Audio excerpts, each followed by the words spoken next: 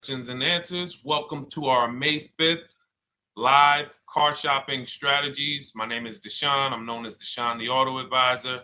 And over the next 60 to 90 minutes, I'm going to be sharing what we call the cars from home philosophy, the way you can shop, get bids, make your car buying simple, empower yourself, and guarantee that you did not leave any money on the table. We're going to talk about a lot of things you may not be familiar with. We're going to talk about things you have not heard before. We're going to tear back some mindsets that the car business has programmed in us for their profit. And we're going to tear down those mindsets because they're costing us thousands and they're making the greediest dealers in this country thousands of dollars. And we're going to get rid of that. So this show is sponsored by my new digital book. It's called Cars from Home, 7 Steps to Saving Time, Money, and Avoiding Dealerships. So I wrote that book to give you everything I know, everything I learned at Mercedes-Benz, at General Motors, running my own brokerage, and the hundreds of people, thousands now, that we've helped since 2021 to empower themselves in their car purchases. So part of my welcome offer to you is it's normally $97. You can get it for $24. That's my welcome offer for 30 minutes, anytime during the broadcast. As we go, you can get yours in my TikTok bio, in my Instagram bio, the YouTube comments, and the Facebook comments. It's a 75% off discount as part of my welcome offer for those of you who take action. And you'll have everything we teach here for the rest of your life. And you'll be able to move the same way you're going to hear me move and the way a lot of people I'm going to show you guys are moving. So no questions off limits. Feel free to start typing your questions. We are live on Instagram, TikTok. Hang on. I got Instagram up here. My man Dolan is moderating, so we're going to try to pull in every single one of your questions. Again, this is our May 5th live. We are live. It is Monday, so let's get to the questions. Okay, we got some coming in already on TikTok, Dolan. I see it is what it is. I'm just going to pull that one. I need to do one on shady mechanic shops. You should. If that's your area of expertise, the public needs to know from someone who's an insider what is going on in mechanic shops. I'm sure they get a lot of value. If you guys want, it is what it is to launch a channel teaching people how to avoid shady mechanic sites, type ones in the chat so he can know that he should go ahead and do that. Or she. I can't see if you're a man or woman. But let's get some questions going. Yasoy Tommy, I see you on TikTok. Interested in leasing, but I know I will go over the mileage. I drive a lot. Well, here's what you do. Give you an example. I'm leasing right now. I've never needed more than a 15,000 mile per year lease.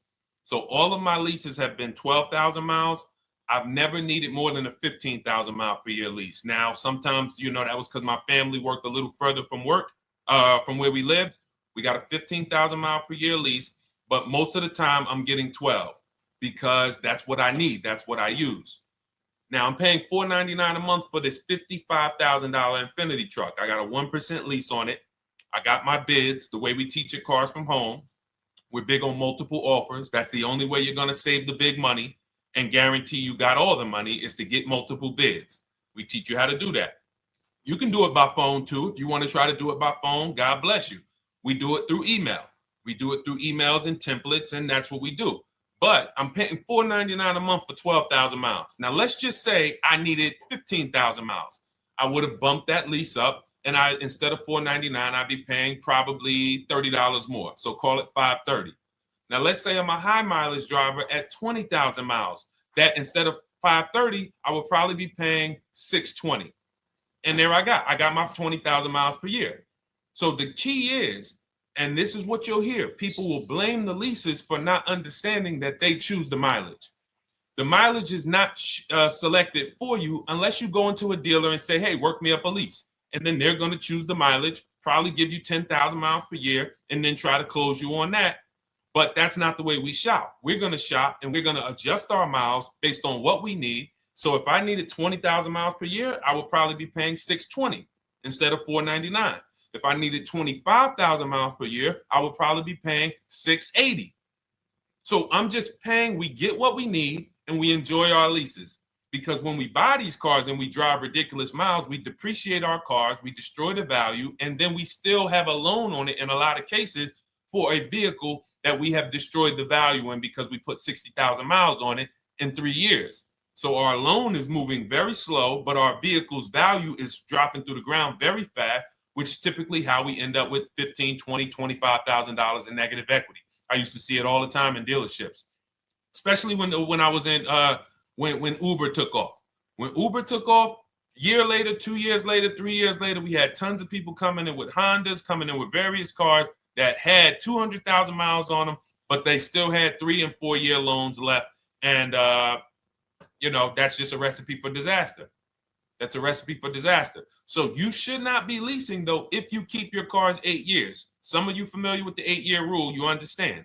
Everyone should not be leasing. I want to make that clear. Some people say, Deshone, you believe everyone should be leasing? No, I don't. If you are not keeping your cars 8 years, then you should be shopping for below market leases. Don't forget those 2 words, below market leases. Because if you're paying what everyone else is paying for their leases, it's not going to make sense. Some of these strategies are not going to make sense. You need to be getting below market leases.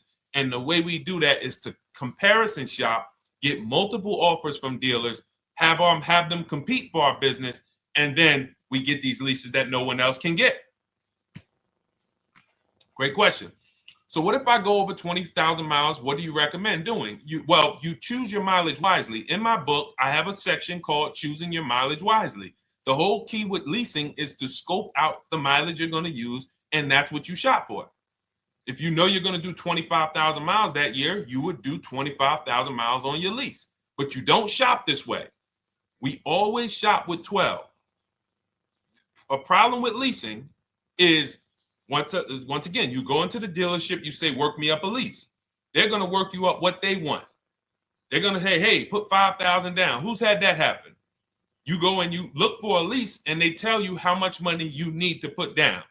Type me if you've had that happen. And again, welcome to everybody. This is our May 5th live. It's Monday, May 5th. Whether you're watching this today or you're watching this later today, because we will be rerunning this for those who couldn't make the show. Tell your friend they can catch it on our channels. But this is our live show. We're live every single Monday through Thursday at 12 noon. So you'll see people who will go and get blessed transition. You've had this happen. This is what you go in. They work you up a lease. Here, you need 3,000 down. Yeah, you need 3,000 plus your taxes and fees. What do you want to do? So that's them customizing our leases. We never want to do this. We want to customize our lease and run it like this, a template. All your leases you get with, ready? 12,000 miles per year. First month's payment only due at signing. That's it. 12,000 miles per year. First month's payment only due at signing. That is how you shop all of your lease offers, because this allows you to now use the 1% rule, which I didn't create. A lot of lease savvy people know about the 1% rule, where your MSRP, I'm going to just show an example of an MSRP, the price on the window sticker. Every lease is going to be brand new, guys, or either close to it. The price on the window sticker is the price we go by, the MSRP, and we're going to divide our monthly payment into the MSRP. And once we get that, the number, that's going to tell us if we got a 1% lease, if we got a 1.5% lease, if we got a 1.8% lease. And what we did was I created the 1.5% rule to know we were overpaying for leases. You don't have value when you lease something over 1.5%. But let's keep it to the point. The point is you're shopping all your leases, first month's payment due at signing, 12,000 miles per year, and then you're using the 1% to 1.5% rule to gauge the value. Once you find your best offer, that's when you go and you say, can you please adjust the mileage down to 10,000 because that's all I need, or up to 15,000 or 18,000. You shop your offers with 12. You find your best offer concerning what value is, 1%, 1.2%, 1.4%. You lock that up, and then you tell them, show me what the payment will be with 20,000 miles per year or 15,000 miles per year. That's going to keep you from walking into these 80% dealers which are never going to give you a below market deal. When they drop their prices, they're never going to drop low enough to beat their competition. That's why their name of the game is them keeping you from checking their competition. And then you avoid these people, you find those deals, and then you adjust the mileage with that dealer. But choosing your mileage is very important with a lease. And that's why you should take 5 minutes, 10 minutes, tally up your lifestyle over the next 3 years, and you choose your mileage that you need. Great question. Let's go, Dolan. I'm getting married today. Congratulations to Ash on Facebook, everybody. Ash is getting married today. Congratulations. May God bless you with a healthy, lifelong marriage. Hallelujah. All right. Angel on YouTube says, can I lease for 36 months, then purchase to have a lower payment instead of buying at a higher payment? Now, what he's asking or she's asking is, I want this new car, but if I buy the new car, then I'm going to have to pay for the new car, in which case it's too unaffordable. So can I lease it first and then buy the difference at the end? Yes, you can. Let's talk about why that's not that financially wise. There are signals, guys, that tell us we are looking at vehicles that are too expensive for us. Signals. Would anyone on here take a 50-year mortgage? Anybody? Anybody? We got some smart people on here. Anybody volunteering for the 50-year mortgage, ladies and gentlemen? Anybody? Come on, somebody.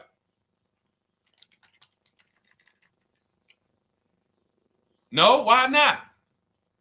Why not? Why is everybody saying no to the 50-year mortgage?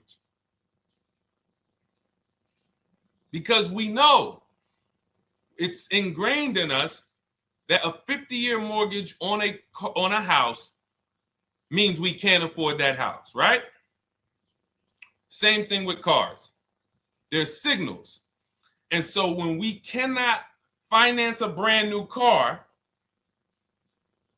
and it's affordable, what should we be doing? We should be going to get a pre-owned car. That's what we should be doing. So some of you have the luxury where you could afford both a new version of the car you want, and you can afford a pre-owned version, of course. So you might say, Deshone, I could afford both. I want this car, but I could afford, which one should I get, new or pre-owned? Thank you to the new gifter, Jeffrey Jones. Welcome. The Black King. Thank you so much. Gifter badges. Appreciate everyone who supports this broadcast. Thank you so much. You helped me to keep this information going. So what you're saying is, I could afford both. Which one should I get? In that case, it's a matter of your values. Do you want a brand new car? You want to treat yourself? You only get it every 10 years. So it's like, hey, I only get a new car every 10 years. I'm going to treat myself to a brand new one. Curtis Thomas, thank you for sharing. Or you might say, you know what? I want to go to value play. Even though I could afford a new one, I want to knock 20, 30, 40% off the price, and I want to get me a pre-owned version. So that's the people who could afford both. Some of you, you're like Angel, who like, I want this car, but I can't afford it new.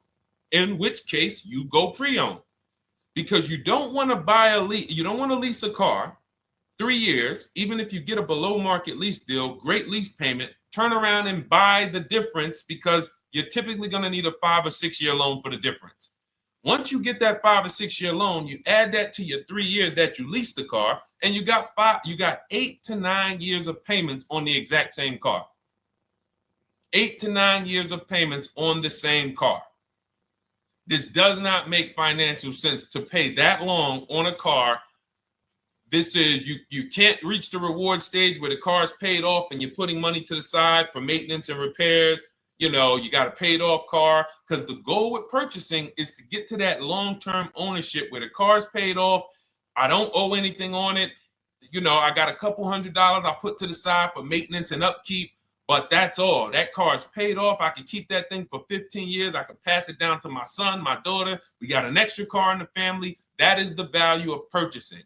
So if you have a payment for 8 years on a car, you don't get to that stage. So that's why before I would ever recommend someone lease and then purchase the balance, I would recommend someone purchase a quality pre-owned car and get it at a below market price. Okay, does that make sense? Okay, everything that we're talking about, guys, is in my new digital book. It's called Cars from Home, 7 Steps to Saving Time, Money, and Avoiding Dealerships. Has everything we teach, because the name of the game is learning how to structure your deals. When should I lease? When should I purchase? And then once you have your structure, getting bids on everything to make sure you don't leave any money on the table. When you get bids on everything, you're never going to lose any money on your trade-in, because you didn't just get one offer on your trade-in, you got bids. You're never going to overpay for your interest rate, because you didn't get one offer on your loan, you got bids. You're never going to overpay for the new car or the used car you're buying, because you didn't get one offer on it, you got bids. And that empowers you to control the transaction. That is what we teach. That's in my new digital book, step by step. You can get your copy for 75% off, normally $97, but it's part of our welcome offer for 30 minutes. You got it in my TikTok bio, Instagram bio, YouTube comments, or the Facebook comments for $24. Okay, enjoy it, use it. All right, let's keep it going. I need to buy a car. I want to know how to buy the advertised new the new SUV vehicle for under $10,000 or even under $20,000. I don't really understand the question. Let me read it again. I need to buy a car, and I want to know how to buy the advertised new vehicle for under $10,000 or even under $20,000. Are you saying that's the discount you're looking for, or are you saying that is my budget? Please let me know. I don't quite understand. Go ahead to the next one, Dolan.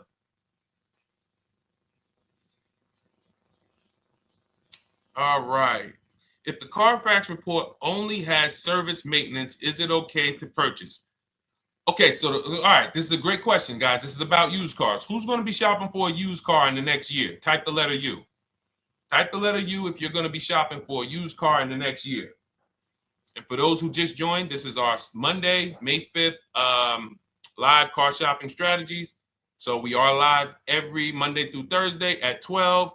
And for those of you who are watching the rebroadcast later in the day, you can, you'll get your questions answered. Somebody might ask a similar question, or you can join us Monday through Thursday at 12 live.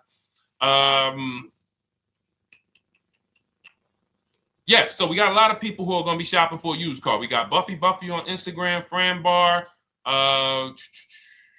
Who else? A lot of people not buying? Okay. Instagram, the only people buying used cars? Okay, well, let's talk to you guys.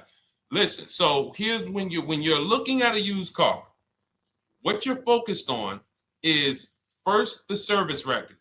First the title history. What is the title history? That means, is it a salvage car? Is it a frame damage car?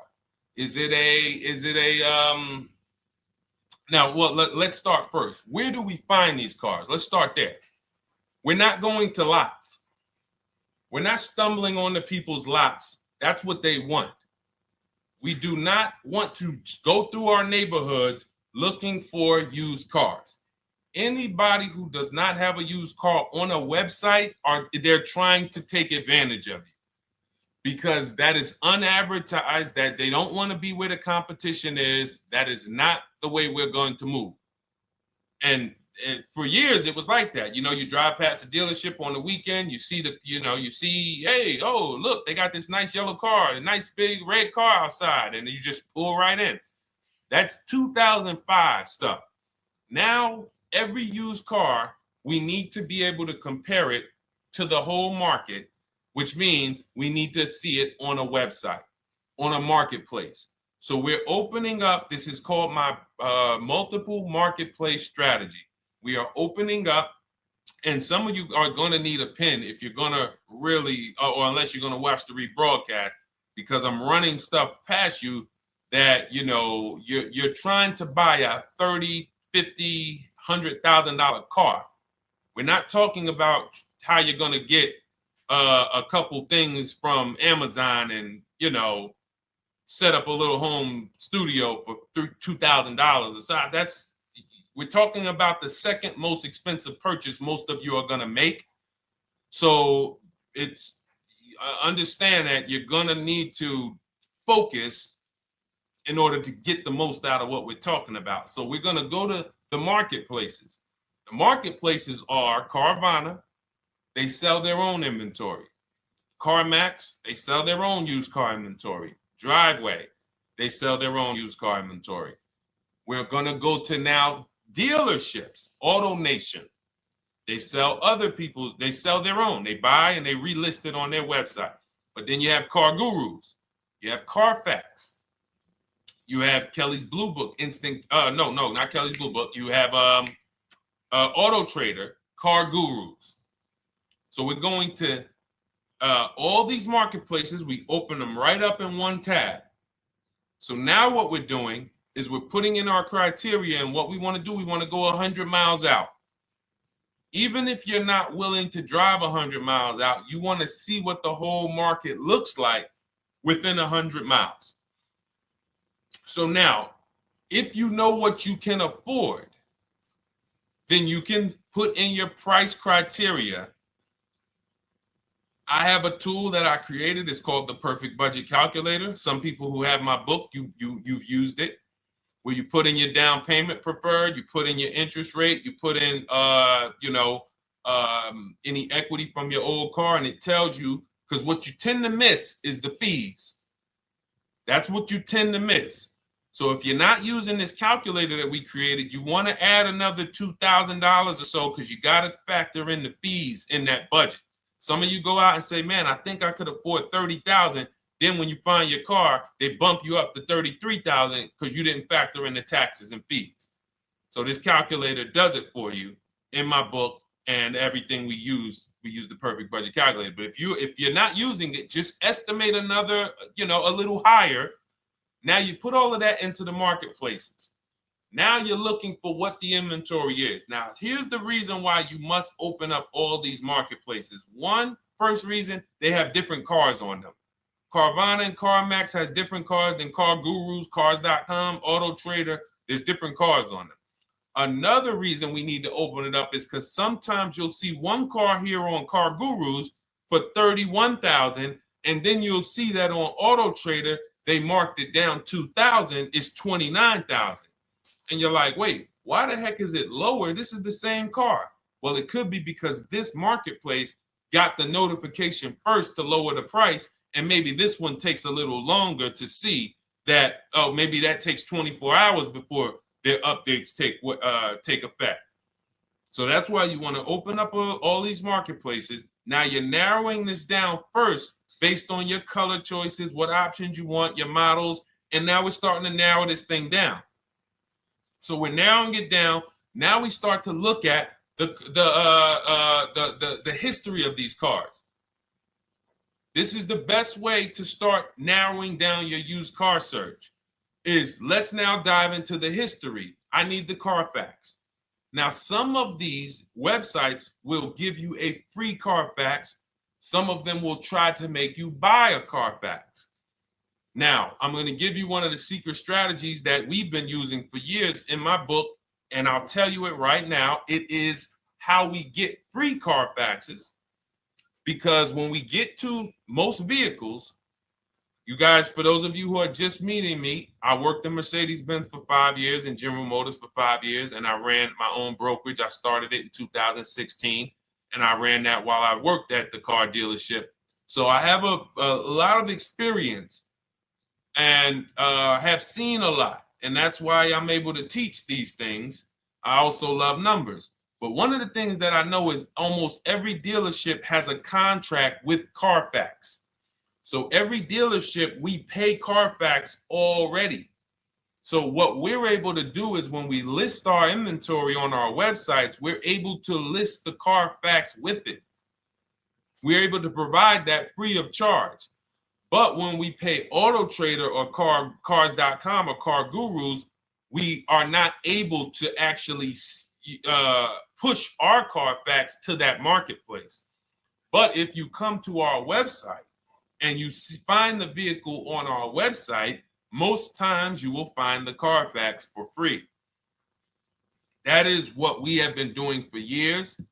So that now we have the Carfax, because the Carfax is the only way we can see those service records right now, because we've already narrowed it down based on, first thing we're doing is we're looking at title history, frame damage, salvage title, rebuilt title, total loss. That's the type of vehicle. The next thing we're doing to narrow it down, which is where many of you get in trouble, is you're looking at the service records.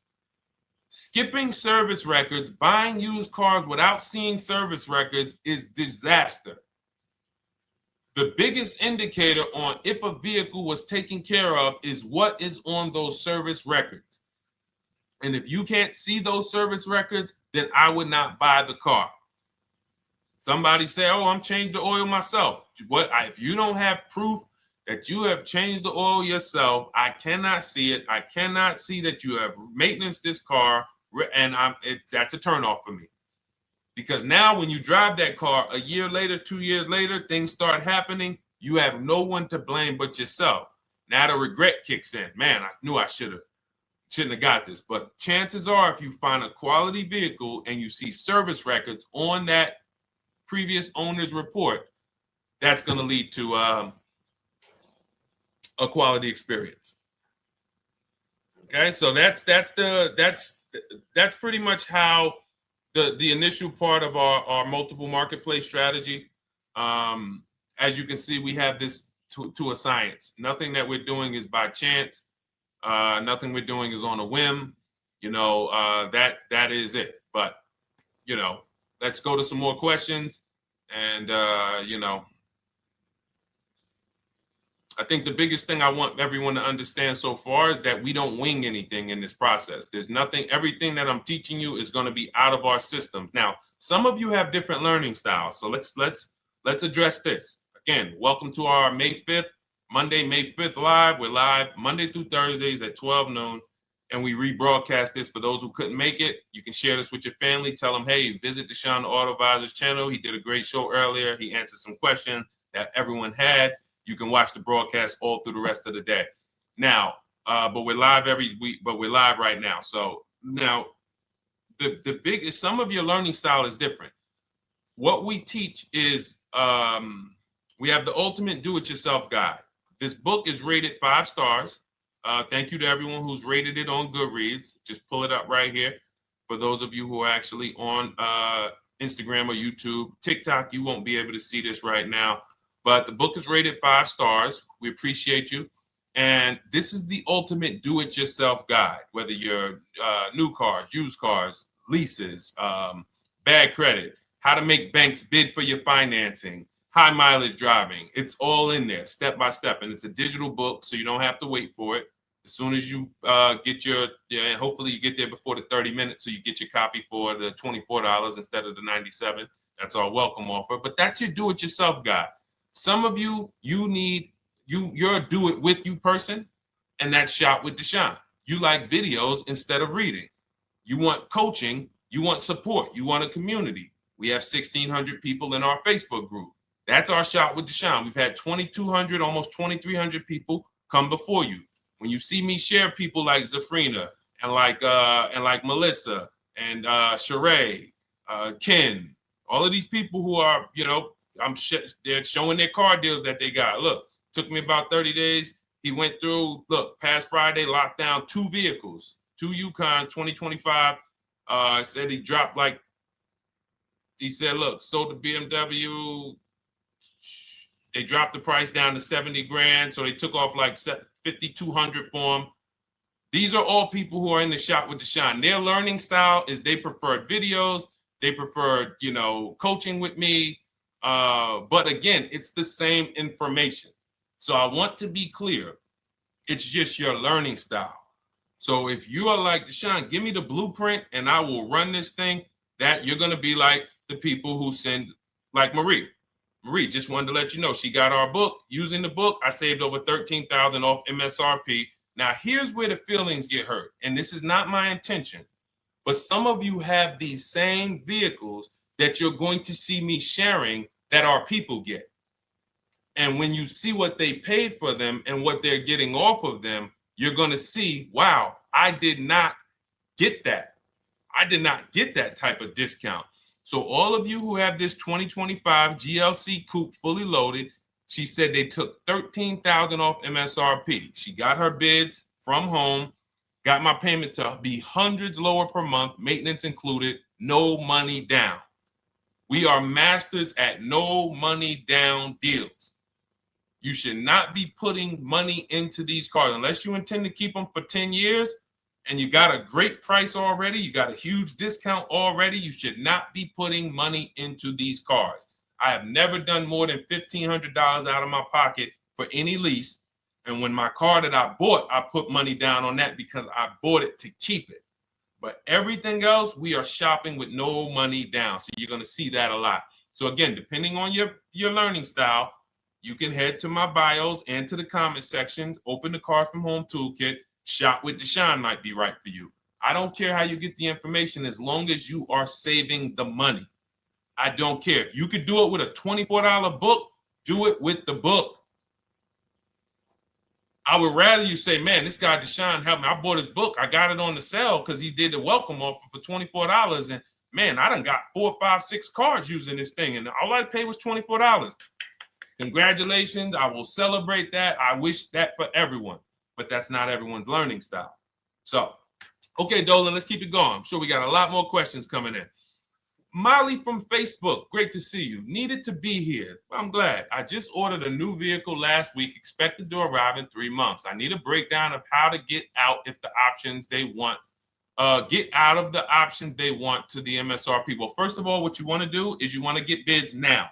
You do not want to wait. Those of you, she's ordered a car. She's scheduled to be here in 3 months, and she has not locked in her pricing. Now, the reason when we order a car, we are always getting our bids first because the closer your car comes to arrival, the less leverage you have.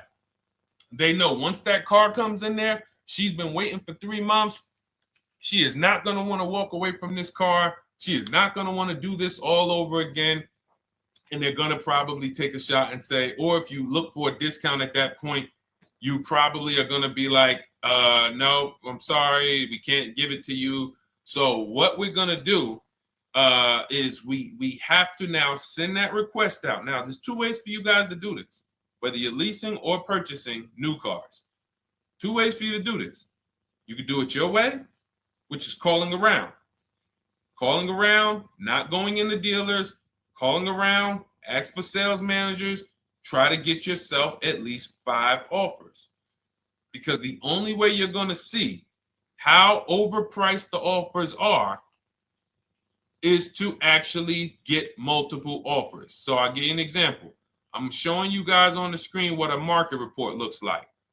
So we also have a division. We shop for people's new cars and their leases if they have good credit. So when you see, oh, I tried to pull it up. It's not loading. So what you're going to see, and some of you who've used our stuff, you can testify to this. There is a huge spread between the best price and the worst price. Huge spread.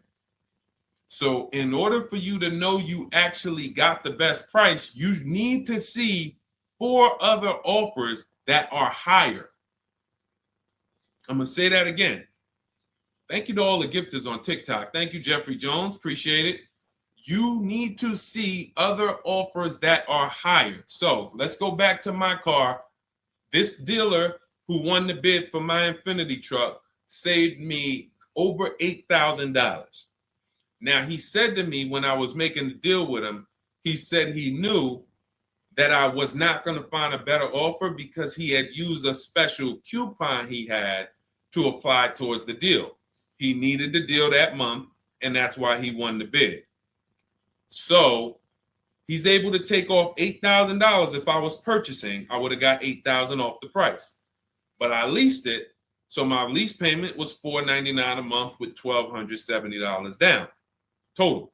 And $1,270, $499 of that was my first payment.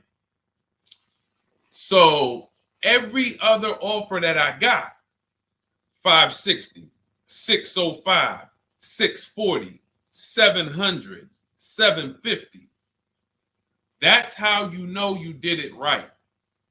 If you don't have a bunch of the 80%, we call them. This is the 80%. Some of you have heard me say we don't negotiate with dealers with fake fees. It's a losing battle because even when they take off all the fees, they're still super high. I'm going back and forth by email. So if you're using what we teach, you're taking minutes out of your day. You're going back and forth with email. We close deals in 60 to 90 minutes. I'm not inviting anyone to car college. 60 to 90 minutes of emails back and forth. Next thing you know, we're closing a deal. But you're going to see, even after back and forth and telling the dealers through email, you can do it by phone. Hey, I'm shopping other dealers. Please make me your best offer. I have all the templates written. So when you're using our stuff, you don't even have to wonder what you're going to say. You just copy and paste our template.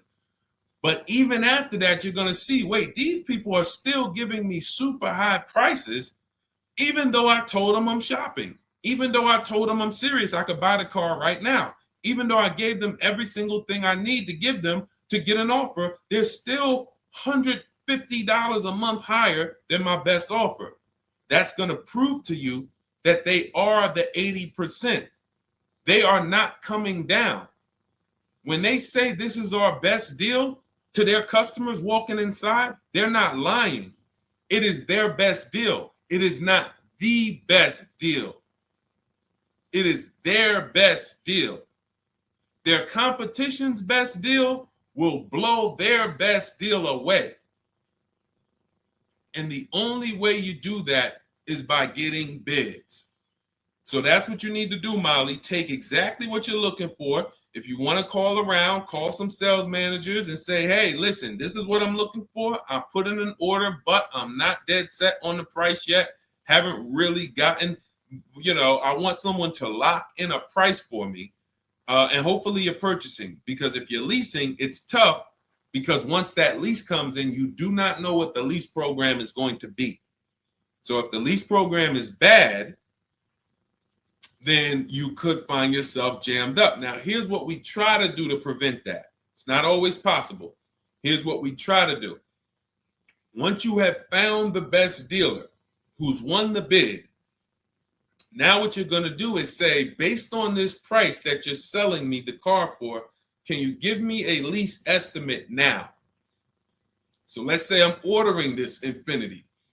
I shop around, I find a dealer who says, all right, Deshone, I'll place the order. I'll take $6,000 off list price for you if you do the business with me. Perfect. Can you give me a lease quote based on that now?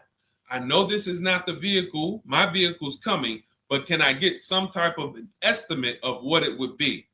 And then I look at that, and if it's affordable, now I place my order. But I'm not placing an order for a lease blind, not knowing what my payment's going to be when that car gets here. Okay? Does that make sense? I know I may be typing, this is heavy. That's why I told you guys, when you're here with us in car buying, below market car buying strategies, this is like short 60 to 90 minute master classes. This is not lives where I'm showing you how to make macaroni and cheese and turkey and like, okay, yeah, you got your music playing in the background. Hey, listen, all right, what I need? Oh, hand me the Sazon. No, you could do multiple things. This is heavy finance talk for 60 to 90 minutes, and it will change your life. And I just saw my girl, Lisa. Lisa, good to see you. Lisa's been, she's been learning from us and rocking with Cars from Home. Let me see. I'm glad you clarified, even if no money down on the lease, you still really have to give them the first month's amount. Yes, I don't know what I'm going to do yet, buy or lease. No matter, I'm learning lots and sharing with my peeps. Thank you, Lisa. Thank you. Now, technically, you don't have to give them the first month's payment either. What I do is our templates all involve shopping, first month payment due at signing. But if I wanted to, so let's say, for example, on this $499 a month lease I got on the Infiniti, and I'll actually will add this because I'm glad you said that. The lease that's your first month's payment, so it's not considered money down. It's considered your first month's payment because you're leasing, you're paying 36 months or 39 months. We don't do 4-year leases. We don't even do 3.5-year leases in most cases. We're not doing it. It's 36 months, 39 months. And if they have a really, really good program for 2 years, they will tell us about it. But we shop for 36 months. But you can tell that if I wanted to tell them, you know what, I want to do a straight sign and drive, I don't even want to give you the $499 for the first payment, which means you're asking them to pay the first payment, then it would have just been $500 going back into the cap cost, which would raise the payment probably with interest and taxes, maybe 15, 17 bucks, something like that. So if I truly wanted to bring nothing to the table, I can just have them to, cap the first month's payment. You can do that. You can do that. So you can ask any questions. I know you're in our Facebook group, and so you let us know. But the 8-year rule is your basis for leasing versus buying. The 8-year rule, when you guys open up my book, you'll hear me talk about this. I'm going to make a whole lot more videos about the 8-year rule because it is the parameters for how to know whether to lease or buy. It takes into account how drastic cars depreciate. They lose value like crazy. All the losses are in the first 5 to 7 years, and you don't win until you've kept the car at least 8 years, compared to someone who's getting a below market lease. So let's take an example. You look at somebody like, look, Brian. Brian got my book. Just finalized my first ever lease using your system.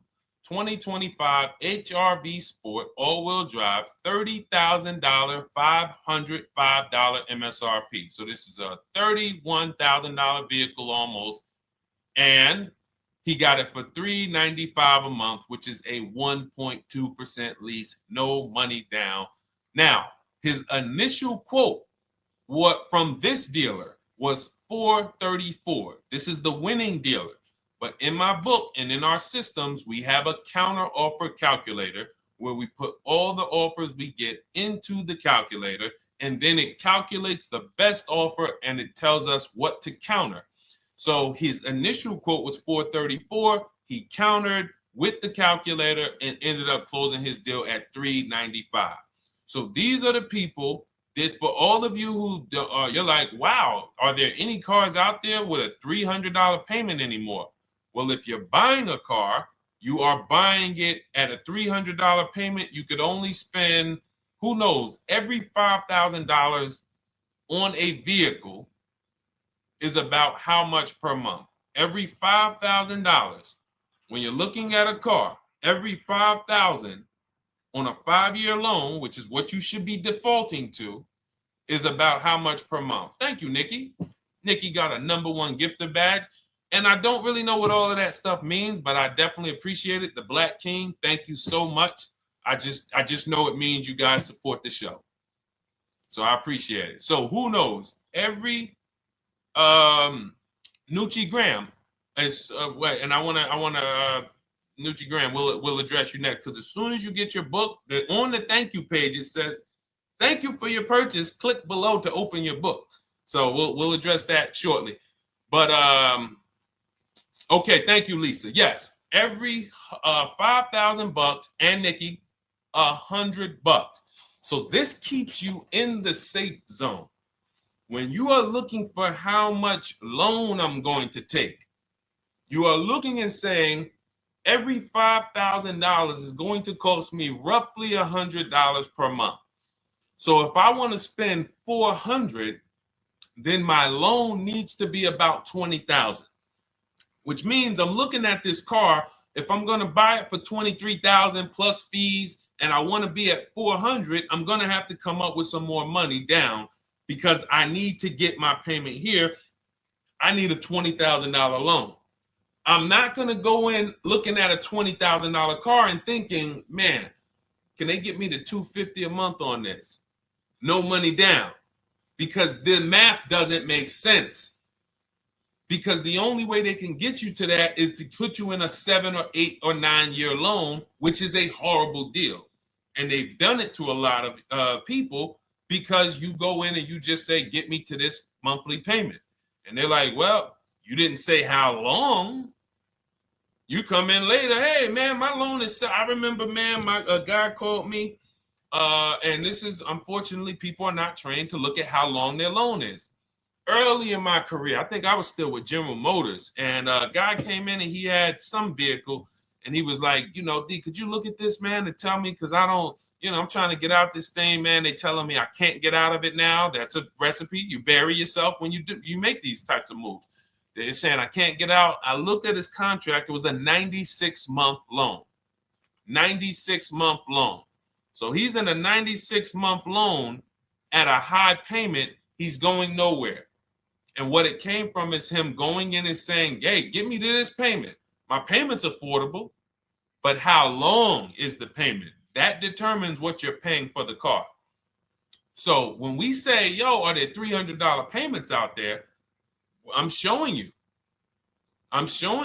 Leasing, there's cars you can drive 30,000 miles, $30,000 cars, beautiful vehicles, payments in the threes when you're shopping and getting bids, and you're finding vehicles with great lease deals. At the same time, on a pre-owned car, that's only going to get you under 20 grand, between 15 and 20 grand. So it's about getting the most for your money. And getting the most for your money, you must take into account the 8-year rule. If I'm not keeping a car 8 years, I should be shopping for a below market lease. I'm not tying up any of my money in this car because I'm not keeping it long enough to have all of that money benefit me. Does that make sense? Type ones if that makes sense. Type dollar signs if that makes sense, because this is about money. If I'm not keeping the car 8 years, then all the money I'm going to tie up in the car to pay for it, to pay off the loan, to do the maintenance, to change the tires, to change the brakes, to change the oil, to change the brake fluid, the transmission, all of the money I'm putting in that car, just normal maintenance. I didn't say anything broke. Normal maintenance over 7 years. I'm not going to keep the car long enough to have that make sense. Whereas had I leased, I'm just below market leases. I'm just literally paying cents on the dollar, changing my oil. Most of the times I'm out the car before I need brakes, unless some of you are driving 15,000 mile a year leases, and then sometimes you will replace the brake, but it still does not compare to the cost of purchasing. And you know, throughout the show, I'm gonna show a lot more lease deals and a lot more discounts. But the reason why I show you guys the lease deals is because the money doesn't lie. Unless you're just hell bent on paying more, the money does not lie. You can't compare when I was, you know, I'm driving $40,000 cars, my payments have a 3 in front of them, and my friends are driving $20,000 cars and their payments have a 3 in front of them. And those cars are used, need maintenance, you know, warranties done ran out after 4 years. I'm over here driving brand new cars, problem free, and they're paying the same amount or more than me, and they're driving inferior products. And then once they really get tired of the car, they go ahead and they trade it in and they start the process all over again. So it's bad financial advice that the car business never trained on, and they just love for people to be ignorant. But we're not going to be ignorant here. All right, Dolan, let's keep it going. By the way, all of you who just joined, this is our Monday, May 5th live. We are live every Monday through Thursday at noon. So for those of you who may be watching the rebroadcast, we rebroadcast the show all through the day. So for those who missed the show, you can either, you know, or some of you want to tell your friends, oh, hey, you're shopping for a car, go watch this show. And we'll rebroadcast this show all through the day. And we rebroadcast all the episodes through the weekend. So for those of you who didn't have time, you're like, man, I want to catch up on all the shows, all the questions that were asked. We'll rebroadcast those through the weekend. But we are live every Monday through Thursday between 12 and usually 1:30. You can have your friends and family tap in. You can bring your questions, and we try to get to as many as we can. All right, Dolan, let's keep it moving. Let's get to some more. What are the companies for loans? Well, there's a lot of them. First thing you want to do is, so we teach something called the bank bidding war. This is a question, because here's my question to you guys. Where do you get your car loans from? Here's my question to you. And I'm going to tell you how we should change the answer, because I know what some of your answers are going to be. Where do you get your car loan from? Some of you are going to say my bank. Some of you are going to say the credit union. Some of you are going to say the dealership. But all of those are not the answers we want to go with anymore. Here's the answer. You got it, Nikki. I love Nikki. Whoever gives me the best rate. That is going to be the answer moving forward. If you're using what we're teaching, that's your answer. Whoever gives me the best rate. What, in other words, whoever wins the bid. So what we're doing is we are not just going to our credit union and having them run our credit, give us a rate, and now we going out and we're shopping with a check in hand and we're shopping with our back against the wall because the bank says, well, hey, you know, your pre-approval expires May 17th, so you hurry up and find a car or you're going to have to come back and run your credit again. Now we're over here and our bank is putting our back against the wall. That's ridiculous. So what we do is we use what you should do is you should look at the average interest rate. If you have average credit, look at the average interest rate, and then you use that to budget. Again, I have a calculator that we invented. It's a proprietary calculator. You can't find it on Google. It's in my book. It's in our course, Shop with Deshone, in our checklist, our video checklist. This is stuff that, again, we don't, if you notice stuff that I teach, it's not anywhere. Deshone, why can't I find an 8-year rule on YouTube? It's because it's Cars from Home. We created it. I can't find the 1.5% rule. No one else teaches that because it's our intellectual property. We created it. I don't mind people saying it, but they need to understand we didn't find this stuff. We created the stuff. So calculators, we invented them. So this calculator you take this interest rate, but even if you want to use a standard payment estimator calculator, you can take just what I said. Remember, add a little bit more for the fees, because that's what you're not taking into account. The fees, the taxes, and that's where we get in trouble. My calculator, our perfect budget calculator, does that for you. So now you want to look at the average interest rate. Type in average rates for cars. Use that for your budget, just so you can know about how much car I can go and get. So between what I told you about the $5,000 being $100 a month, and that last part about, adding a little bit more and using the average interest rate, you should have a good gauge on a range of car to go and shop for. Now, once you now shop your market, whether you're shopping new or whether you're shopping pre-owned, once you find no one's touched your credit till now. No one has touched your credit with a hard pull, especially not. We do not, in order for this to work, like what Nikki is saying, where you're only giving your business to the bank or credit union that gives you the lowest APR.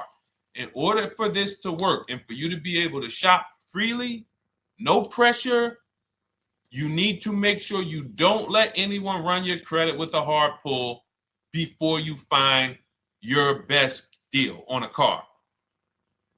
Soft credit pulls, estimates of budgeting, the way I just said. Now, you go out, you find your car, whether it takes you a week or a month or 3 months. Bang, I found my car now. You lock the car up, put it under contract, you leave your deposit. You never, ever. How soon when you get a car does the dealership want you to take it? I like asking questions like this because we can prove how predictable most of the car business is. How soon after you purchase a car does the dealership want you to take it? Thank you, Janae. Immediately. Now, the reason for that is, there's various reasons. There's various reasons.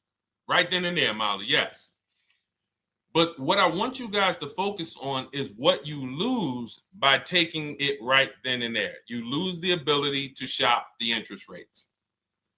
And shopping the interest rates is very important because you'll always wonder, could I have gotten a better rate? So what you do is you lock the car up, you let them know, hey, I'm going to go home, just give me my, let me get my paperwork so I know exactly how much I need to tell my bank. And here's the key, if you guys can beat what my bank or credit union gets says, then I'll give you the loan. See, some people think that I teach don't let the dealerships compete. I never teach that. What I teach is don't let the dealerships be your first offer ever. They are always your last offer, and they're competing against other offers that you got. So now you're going home, your car's waiting, you're going to see what your bank, your credit union can do, and then you go online. You can go right online. Auto loans online, auto financing online. Let all of these banks and credit unions access your credit now with the hard pull, because there is an article that Experian did, and you can find it on almost any credit bureau, wrote an article on rate shopping. They allow you to have multiple lenders compete for your business within a small period of time. They say the window is 14 to 45 days. So if the window is 14 to 45 days, how quick do y'all think I want you to do it? If the window says, because that's a big window, as long as you shop within that window, at the end, those multiple inquiries will have the same weight on your score as one inquiry, because it looks as if you were shopping and you were doing your due diligence. Thank you, Greg, Sheila, with these gifter badges. I don't know. It's like a nice. I appreciate it, Glendale. Thank you. So with these, when these banks are competing, what you're trying to do is say, everyone here on my end, we call this the bank bidding war. This is round two. Round two is you are bringing your car home. I'm sorry, you are at home. You're going online. You're calling your bank. You're calling your credit union. If you have one, you're going online. This will take you literally one day, not even. This maybe take you an hour.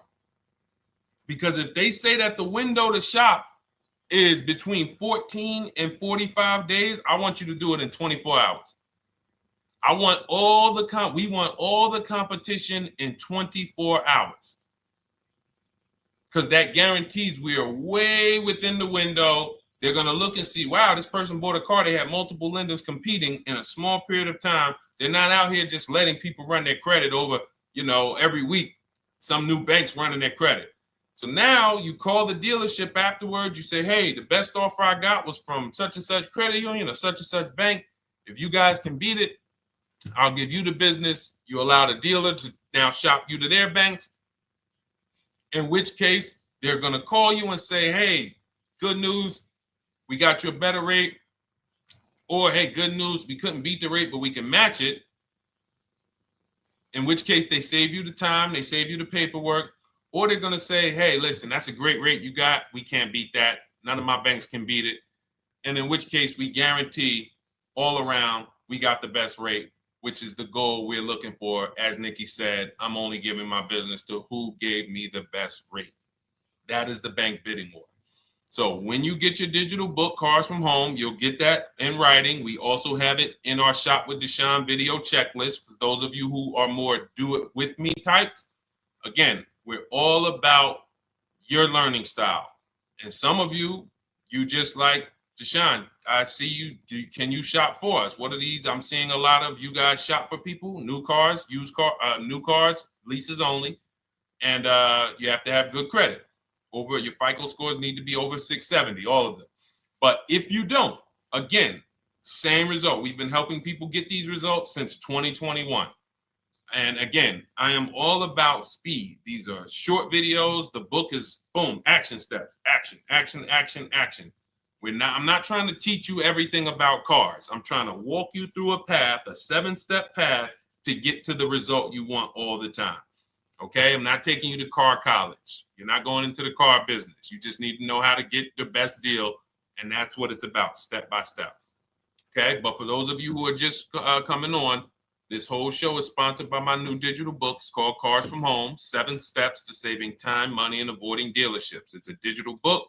Everything we teach about new cars, used cars, leases, below market financing, high mileage driving tips, bad credit tips for those of you who have your credit is not going to qualify you for everything else we're talking about. You need specific strategy. We have that specifically for people with bad credit inside my book and inside Shop with Deshone. So that's why I never believe in one size fits all car buying advice, because all of you are in different situations. So how does somebody look saying, you all should do this? We're all in a different situation. I have a trade-in. He doesn't. He has a lease that's coming due. He doesn't. Oh, he has a lease that's coming due. He has equity in it. We need to help him get that equity out. He has a lease. It has an equity, but it has a third-party restriction. We can't talk to people the same. That's why everything we do is custom and letting you know, no matter what your situation is, it's very common to us. Very, very common. So, all right, let's keep it going. We got some more time, Dolan. Pull them up. More questions. All right, yeah, I see we got a couple more coming in on TikTok. How do I get the book? Well, the book is in my TikTok bio. In my Instagram bio, there's a website there. It's Cars from Home Toolkit. And then you'll see the welcome special for $24. So the book is normally $97, but as part of our welcome special, you got 30 minutes to get yours for $24. So you won't pay the $94. You get 75% off. We also have a link for you guys on Facebook and YouTube in the comment section so you can get your copy. And if you're going to spend a couple more minutes with us, I would appreciate if you share the broadcast with one person that you care about, so that can help. We can help get this information out, and we can help change lives. If you didn't receive your ebook, well, first of all, as soon as you purchase your book, you're going to see a thank you page. It says thank you. Screenshot this page, and then it says below, click the link below to open your book. So you actually get the link to open it as soon as you make the purchase. And then I say I also emailed you a copy. So sometimes people type their email in, one letter's wrong. Obviously, we can't send a book to an incorrect email, which is why I have my support team's email right on there, so that if you don't see that book within 5 to 10 minutes, you email my support team, hey, I didn't get the book. They'll get you the book right away. So as you can see, I want you to, Dolan, can you put up, do we have anywhere with, we can put up the support team's email for this person, and just send an email to support. There you go. Thank you so much. Support at Deshone the Auto Advisor. Thank you, Dolan. Best moderator in the world. All right, so shoot them an email. Just let them know. Give them your first and last name, and they'll check the record, make sure that we have a purchase from you, and they'll send you your book right away, so you can dig right into it. Okay? All right, let's keep it. We work with clients all around the country. What I'll start doing, I wanted to bring some on here today, but I can't load them up. The system is showing an error. So I got a lot of people. I always bring tests. I always like to show results. So, you know, I'm a results person. So you'll see a lot of people that I share. Brian, who has our book, and, you know, his lease, Marie with her $13,000 off. All of these people made deals from home. They were not in a dealership negotiating this. You got, look, Frank, I bought your book, used your system, and just closed my deal and have positive results to report. I love when y'all email me, by the way. Like, please continue to do this. A caveat is I wanted a just released 2026 Genesis G70 Advanced, and there are no incentives. I could have gotten incentives on the 2025. However, I wanted the 2026, and I was willing to pay. So even with high demand cars, even with cars that are rare, this is the situation. I reached out to 20 dealers, and I received 9 offers for 36 months, 12,000 miles on a $58,000 MSRP. The initial offers range from $1049 to $901, with everything in between. I counter offered using the calculator that we have, and closed the deal at $815 on a $58,000 MSRP. That's a 1.4% deal.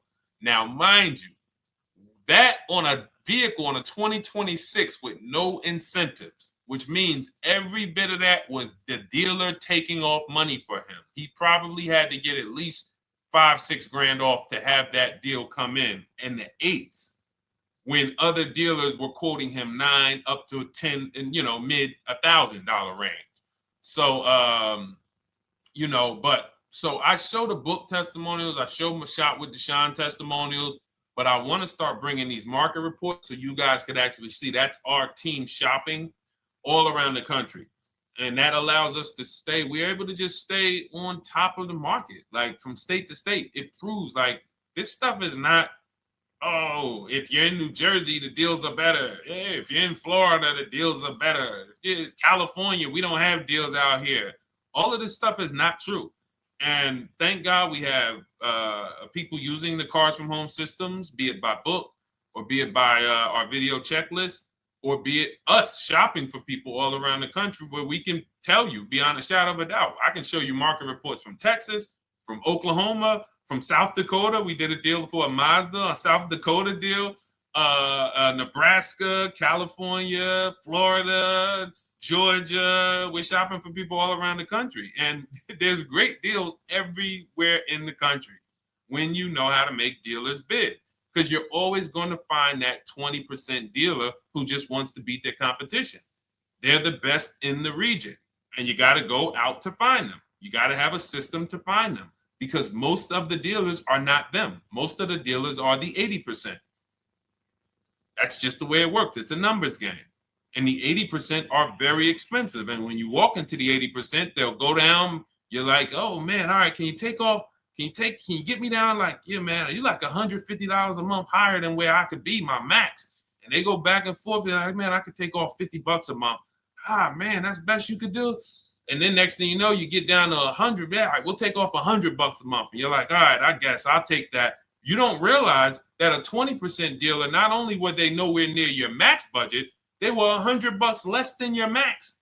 You're talking to the 80%. The 80%, when they come down, they're still here. The 20% are here.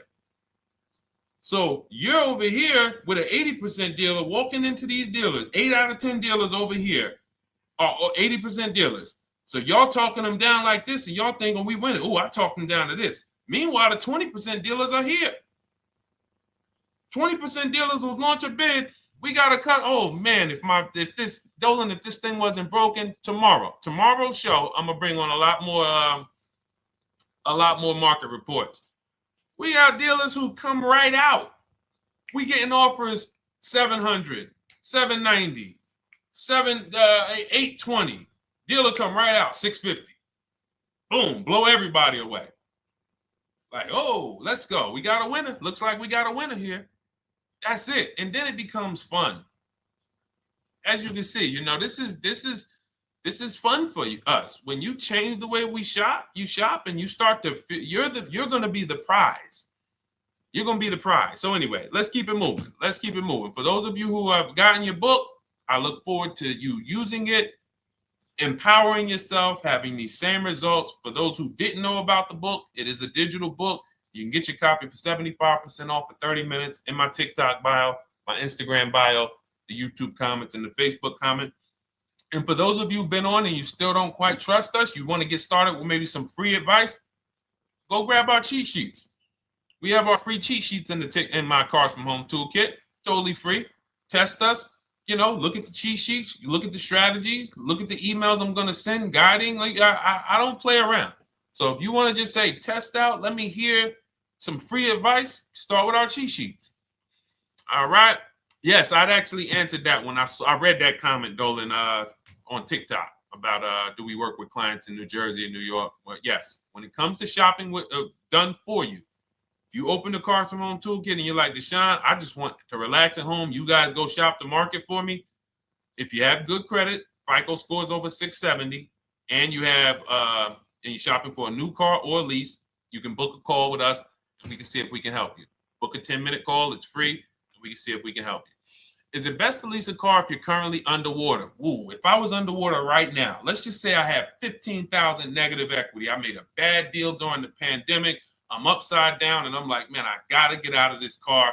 But and first of all, I know I should be leasing because now we know the 8-year rule. The 8-year rule says if we're not buying our cars to keep them at least 8 years, we should be shopping for below market leases. We're going to pay a lot less money.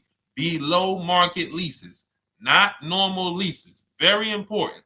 So what I'm going to do is I'm going to actually right now look for an electric vehicle that I could lease because some electric vehicles right now, we're getting under 1%. We're getting 0.88% leases. We're getting 0.79% leases, because if you do your bidding, you're going to see. Now, again, if you want to call around for your multiple offers, you can do that.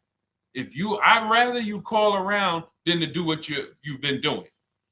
I'd rather you, with your new cars and your leases, call around before you walk. That's better than what you've been doing. But if you're like, Deshone, I don't want to talk. I don't want to wonder what I'm going to say. I just want to copy and paste. That's the Cars from Home way.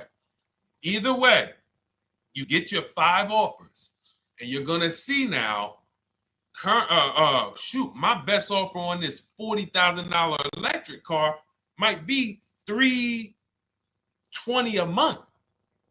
So I'm now driving a $40,000 car. If I didn't have my negative equity, then I would be driving it for $320. But now I got to bring this negative equity over. Now, the reason why you want to look at these electric cars for this is because if you try to bring a bunch of negative equity over, what ends up happening is you're now messing up the loan to value ratios, and the bank won't approve it. So you might go in and look at a $40,000 car, and now you bring this 15 grand of negative equity, and the bank is saying, we're not going to loan $55,000 on a $40,000 car. We're not doing that. So that's when they'll say, some of you may have heard this before, you have to put money down. They'll say, we can't get you approved unless you can put $3,000 down, $5,000 down. You have too much negative equity, and the bank is not going to approve it all. But when you get your bids on some of these electric cars, you're going to get $10,000, $15,000 off. And this is specifically what I would be looking for. I would be looking for the electric vehicle that when I get my bids, I'm saving 15 to 18 to 20 grand off. And if you guys don't think that's possible, you haven't been here for long. You know, this is Milligan. She bought her Mercedes EQE last year. She literally, MSRP of her car was $79,245. She got almost $30,000 off the vehicle. Almost $30,000 off the vehicle. $51,359 is her price. $79,000 vehicle. She got it after rebates, after discounts, after everything. $51,359. So you take a vehicle that you can get a huge amount of money off, then you bring your negative equity over. So now that payment goes from $320. Yes, it might go up to $575 or $600 even. But I know I'm in a nice car now. I'm in a brand new car, and after 3 years, I'm done with that negative equity. So that's what I would be doing. And if God forbid the car gets totaled while you're driving, you're out of the negative equity in a lease. So if I rolled that negative equity, 15 grand over to this car, now I'm driving it. Boom. All right, I got this electric car. I'm out of the negative equity. I got a good value. I'm in a $40,000 car. My payment is affordable. Now I'm driving. Oh, shoot, car gets totaled. I'm out. I can go get me another car now. I can go and get the same exact car, but I can get it for $320 now. So, you know, that actually is the reason why people commit insurance fraud and total their cars or get them stolen intentionally. But no, that's just something to keep in mind. Something to keep in mind. Because most of you, when you start leasing, you're going to see that was my reason for negative equity. That was my reason I kept having negative equity, is because I wasn't leasing. And that was the reason I was paying more money for cars than I should have, because I wasn't leasing. And again, the key is getting below market leases. You walk into a dealership and say, work me up a lease, you're not going to have these payments that, you know, we're talking about here. It has to be below market leases. That comes through multiple offers. Only way. All right, let's keep it going. A lot more questions. No gap then. Is that your first time leasing? Well, no, we'll get to that. I see it's a little conversation happening on TikTok over here. By the way, everyone, this is our Monday, May 5th live. We're live Monday through Thursday. Tell your friends, please. I would love for those of you who are going to keep joining us to see some friends tomorrow, family members tomorrow, co-workers.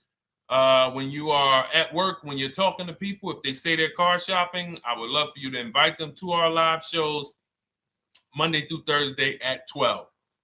And if they couldn't make the show, we will rebroadcast each episode for the rest of the day. So after today, after we end the show, if you guys want to refresh on some things or you want to whatever, you want to send people, we will rebroadcast this episode for the rest of the day. And then on the weekends, we put together a weekly compilation. We broadcast them all just for the people who couldn't make the live shows. But every Monday through Thursday, we are here. And yes, happy Cinco de Mayo to you too, Nikki, and to everyone who celebrates. All right, what do you think about waiting till December month, mid-month to buy a vehicle? I do not. Dealers need cars to sell before that. It's a myth. All right, we're going to dispel a myth, okay? When have we been taught that the best time to buy a car is? Thank you to everyone running up the likes on TikTok. We're at 3,400 likes. Every time you hear something you like, you double tap the screen. That makes a big difference. It sends a message to TikTok that we're doing something good over here. Okay, end of the month. Yes, sweet now. End of the month. So we're gonna peel, like I told you guys when we started the broadcast, right? We are gonna, yes, Molly, last day of the month, right? So this is what we have been taught. Last day of the month, come on in. That's where your deals are, right? Let's look at this logically.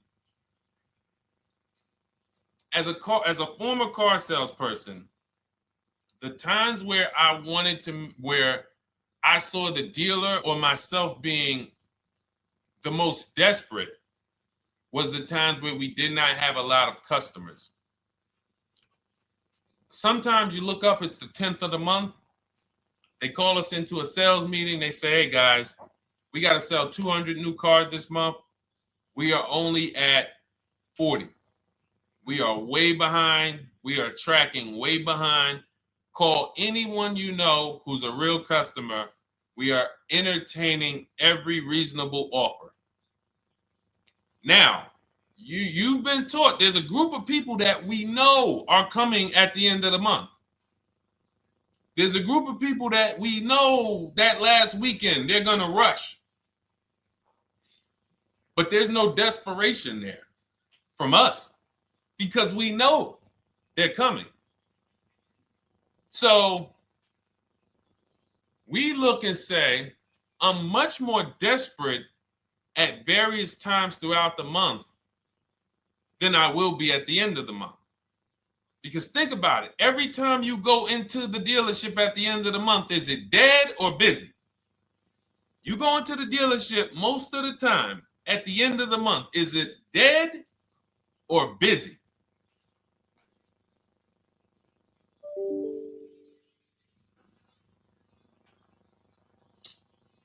Thank you. It's a zoo. It's a zoo. Customers everywhere. That means all the car salesmen are not worried about making a deal. In fact, they're looking at you and saying, hey, Molly, thank you. Listen, I know you, look, I know the payment's $780 a month. I know you said you wanted to be at $499, but, we've been going back and forth. Can you work your way up, get closer to the $780? Because they know now we can take a shot. Because we have some other customers behind you, Molly. Did you see the people walking out? These people just walked out. They're mad. We don't have enough salesmen here. We got people waiting 40 minutes to speak with somebody. Do you think you're getting the best deal when that's the energy? Yes or no? Let's just be honest here. See, you might forget some of the lessons that we teach if you don't have our books and if you're not in our video checklist and coaching. You might forget some of the lessons, but hopefully you won't forget the stories.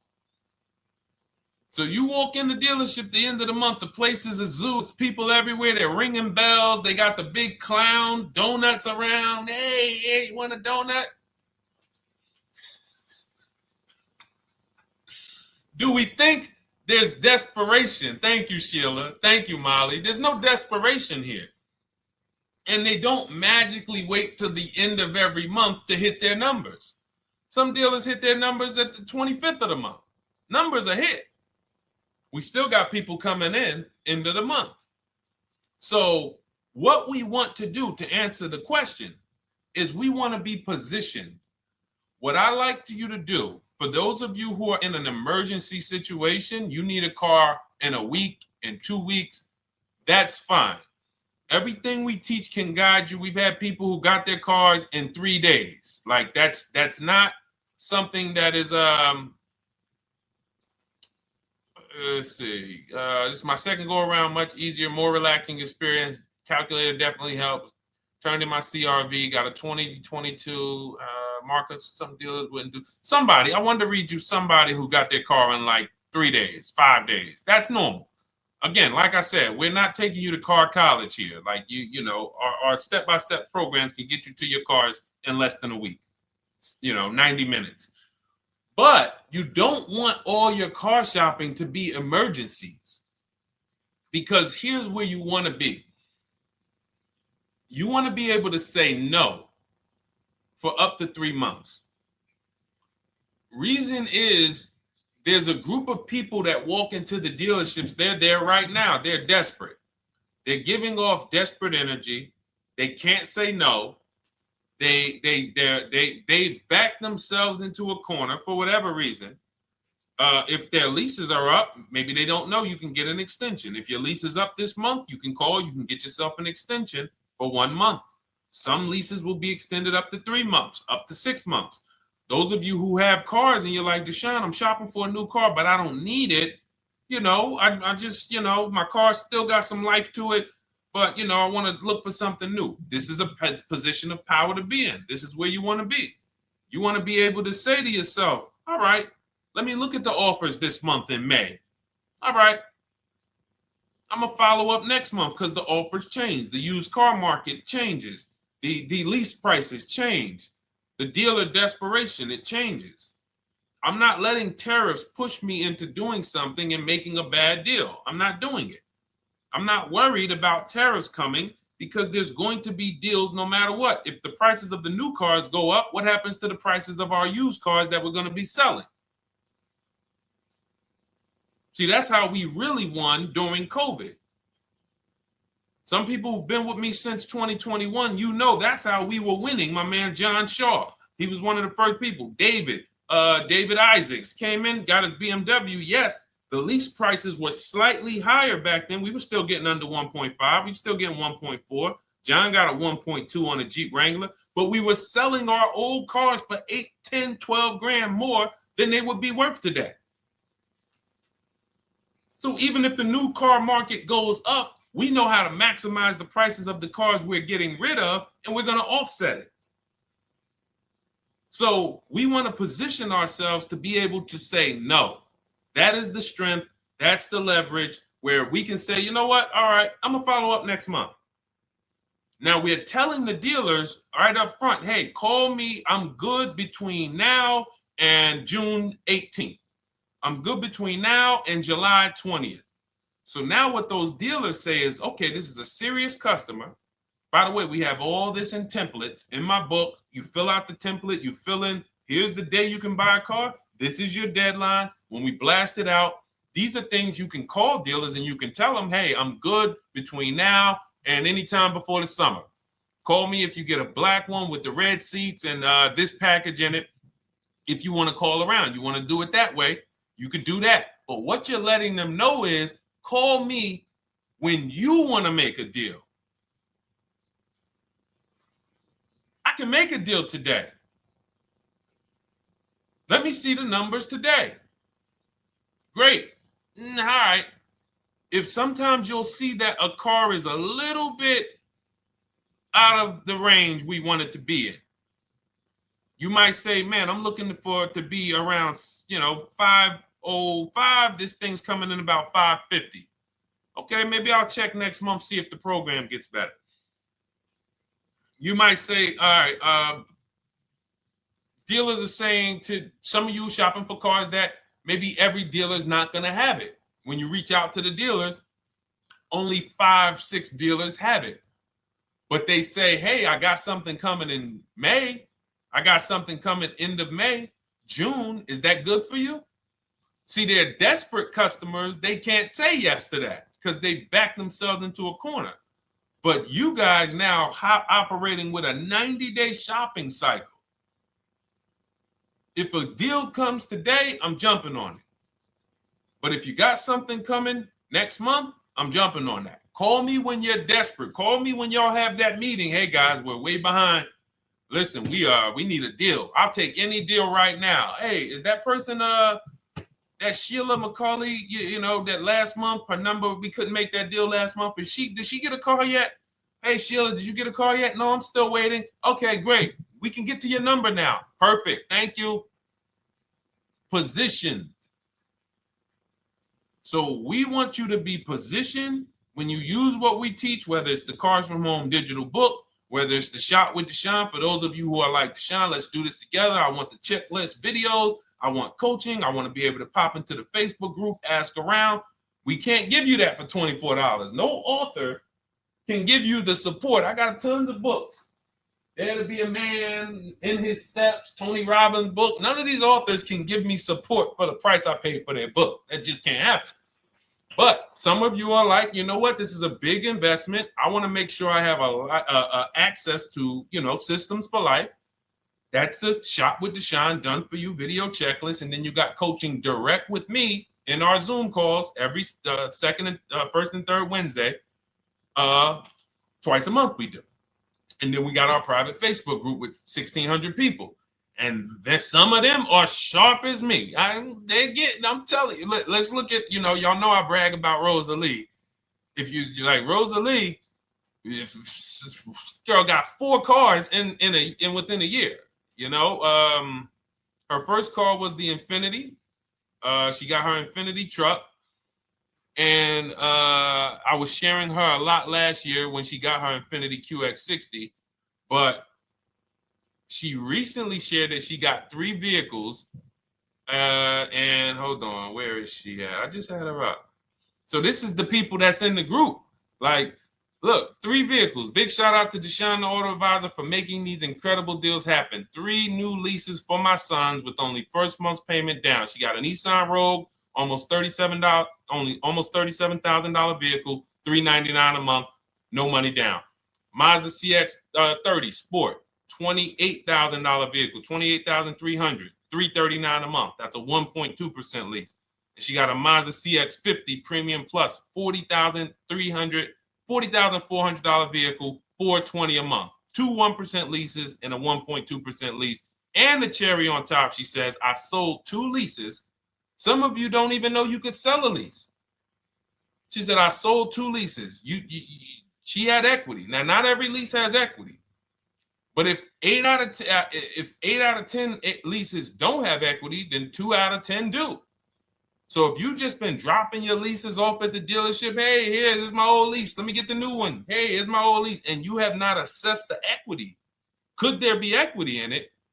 Imagine how much money you've left on the table. Imagine how much, wow, I didn't even know you could sell leases. She sold 2 leases, 2 2021 Elantras, walked away with $6,737 in equity. Deshone, I could not have done this without you. Your program is a game changer. So this is what we want. We want empowered car shoppers. We want people who are not intimidated. I don't care what this market does, whether I need a new car, used car, whether I got bad credit, whether I'm a high mileage driver, it does not matter. We have strategies to make sure you are going to win in this market or any market. Does not matter. Okay? So, for those of you who don't know, the whole show was sponsored by my new digital book. It's called Cars from Home, 7 Steps to Saving Time, Money, and Avoiding Dealerships. It's 5-star rated. Thank you to everyone who's rated it, reviewed it. It has everything we teach in a step-by-step format. It's normally $97, but as part of our welcome offer, you can get yours for $24 in my TikTok bio, in my Instagram bio. Click that website. It's the carsfromhometoolkit.com. Or we have a link for you guys in the YouTube comments, in the Facebook comments, and you just click the $24 welcome offer, good for 30 minutes. And for those of you who have different learning styles, or if you just want some free advice, we have some links in there for you as well. Whether you are a do-it-yourself type, whether you are do-it-with-me type Deshone, or whether Deshone, I think I qualify for that done-for-you shopping, where I can relax at home and you guys go do that work. Or like I said, you want the free advice, just start with our cheat sheets and you can go from there.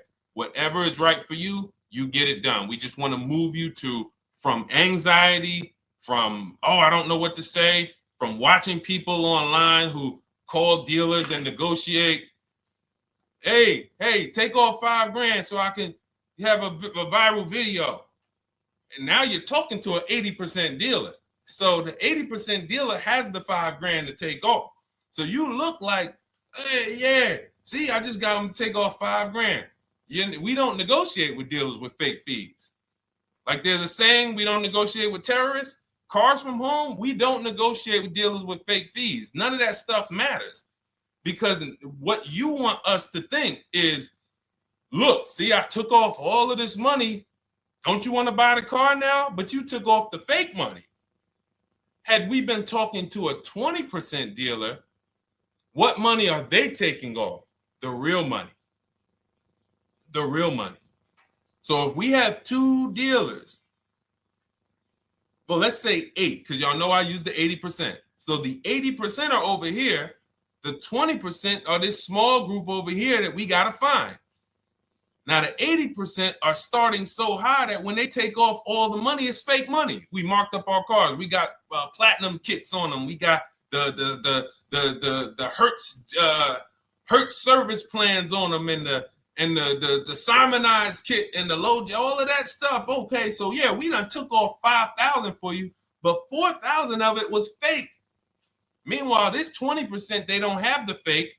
So when they take off 4,000, it's real 4,000. And we over here talking to these people. Hey, take off all that fake money. See, guys, you can do this too. So listen, we bidding is the way to go. You cannot negotiate your way to a below market deal, but you can get bids and it will make your life easier. You'll start to enjoy your car shopping. You'll start to feel like you're empowered. You're the prize. Someone won your business. They won your loan. They won the opportunity to buy your car. You are the prize. So that's what it's about. So we are here Monday through Thursday, 12 noon. Make sure you meet us live or tell your friends and family who are shopping, hey, hop on this show. We're live on TikTok, Instagram, Facebook, and YouTube. But we will broadcast the show for the rest of the day. So those who want to catch up on some things that you may have missed, or if you just jumped on and you're like, whoa, man, I missed a lot. We'll rebroadcast this show for the rest of the day. But tomorrow we'll be back, which will be Tuesday, May 6th, 12 noon. Meet us here live. Thank you so much. Welcome to the new followers. Thank you to everyone who gave me gifts. Thank you to everyone who bought a book. Thank you for those of you who are in Shop with Deshone. I look forward to your success stories. Always a pleasure.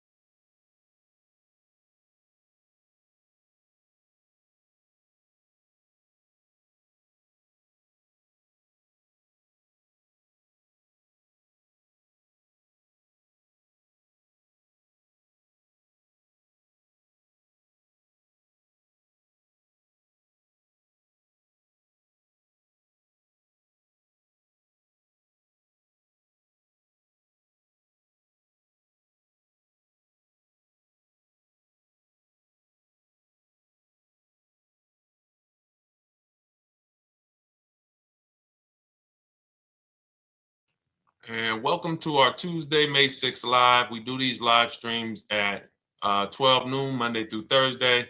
I am your host, Deshone the Auto Advisor. And for those of you who've never met me, I have devoted the last 4 years to teaching people how to get the best deals on cars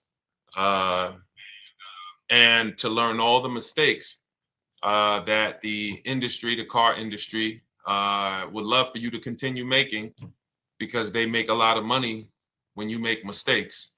And so what we do here is we really just do questions and answers. I will teach on various topics that I feel are widely misunderstood, like the subject of leasing. And some of you who are new here, if you've never been here before, could you type a 1 in the chat if this is your first time on a stream? We do these streams about 60 to 90 minutes. And if you're going to get the most out of them, we just ask that you lock in, that you focus, because we will be talking about $1,000 mistakes. Nothing here that we'll be talking about over the next 60 to 90 minutes is hundreds of dollars. You know, I'm not looking to, have you spend some time with me on a Tuesday to talk about how to save hundreds of dollars. No offense, I'm sure that's important to some people, but we are here to talk about things that are affecting your bank account by the thousands every year. And so if you got some time, I would love for you to hit the like button, like wherever you are, and let's just tap in. You can start to type your questions. This whole stream is sponsored by my new digital book. It's called Cars from Home, 7 Steps to Saving Time, Money, and Avoiding Dealerships. It's a digital book. It's 5-star rated. Thank you to everyone who's rated the book and reviewed it. And it's normally $97, but for the next 30 minutes while you're watching, you can grab your copy for 75% off. That's our welcome offer. We always like to reward people for taking action. So you can get your copy for $24 instead of $97. And you can just head to my TikTok bio. You won't leave the show, my Instagram bio, the Facebook comments, or the YouTube comments, and use that link to get your welcome offer, and you'll have everything we teach. So as we go through this for the next 60 to 90 minutes, if you're like, whoa, Deshone, this is a lot. Wow, this is a lot. You can grab the book and make sure you have everything that I teach and everything in a step-by-step format.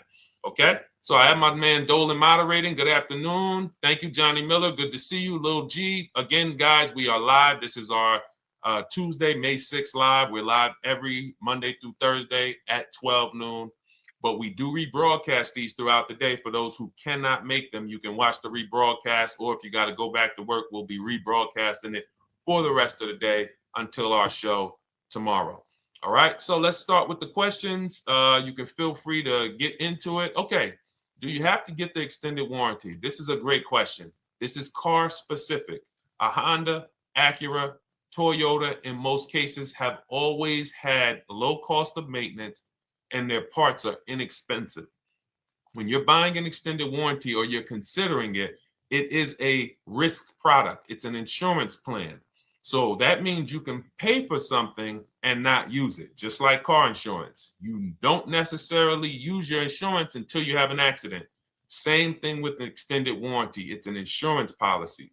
So what you're trying to do with any insurance is see what is the likelihood that what I'm paying for this is going to exceed the price if I did need to use it.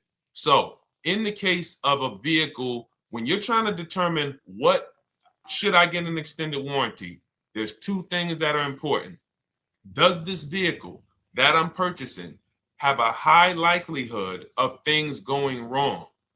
We know, and some of you have had cars with histories, and we know there are certain cars, they tend to have things go wrong more than others. And what I like to do is go right to Google and type in repair cost, because this is the second item that we are looking at. We're looking at average repair cost. So if you're buying a 2010, a 2015 Nissan Altima, 2018, Hyundai Sonata, you go right to Google, you type in 2018 Hyundai Sonata average repair cost. Now, if you see that those typically go on the lower side, then that can take a lower set of risk where you might say, all right, likelihood of these things going wrong on this car is slim. But if you see that the repair cost is on the mid to higher side, that's shifting more risk to if something goes wrong, the cost for you to pay for it out of pocket will probably exceed the warranty. So when I work for Mercedes-Benz, who's new here? Type a 1 in the chat if this is your first time on a stream with us. First time you've ever been here, type a 1 in the chat. First time. What's up, William? What's up, DJ Ant Nice? Good to see you. Maggie, good to see you. Enrique, good to see you. Miko, good to see you. Tetra Washington, good to see you.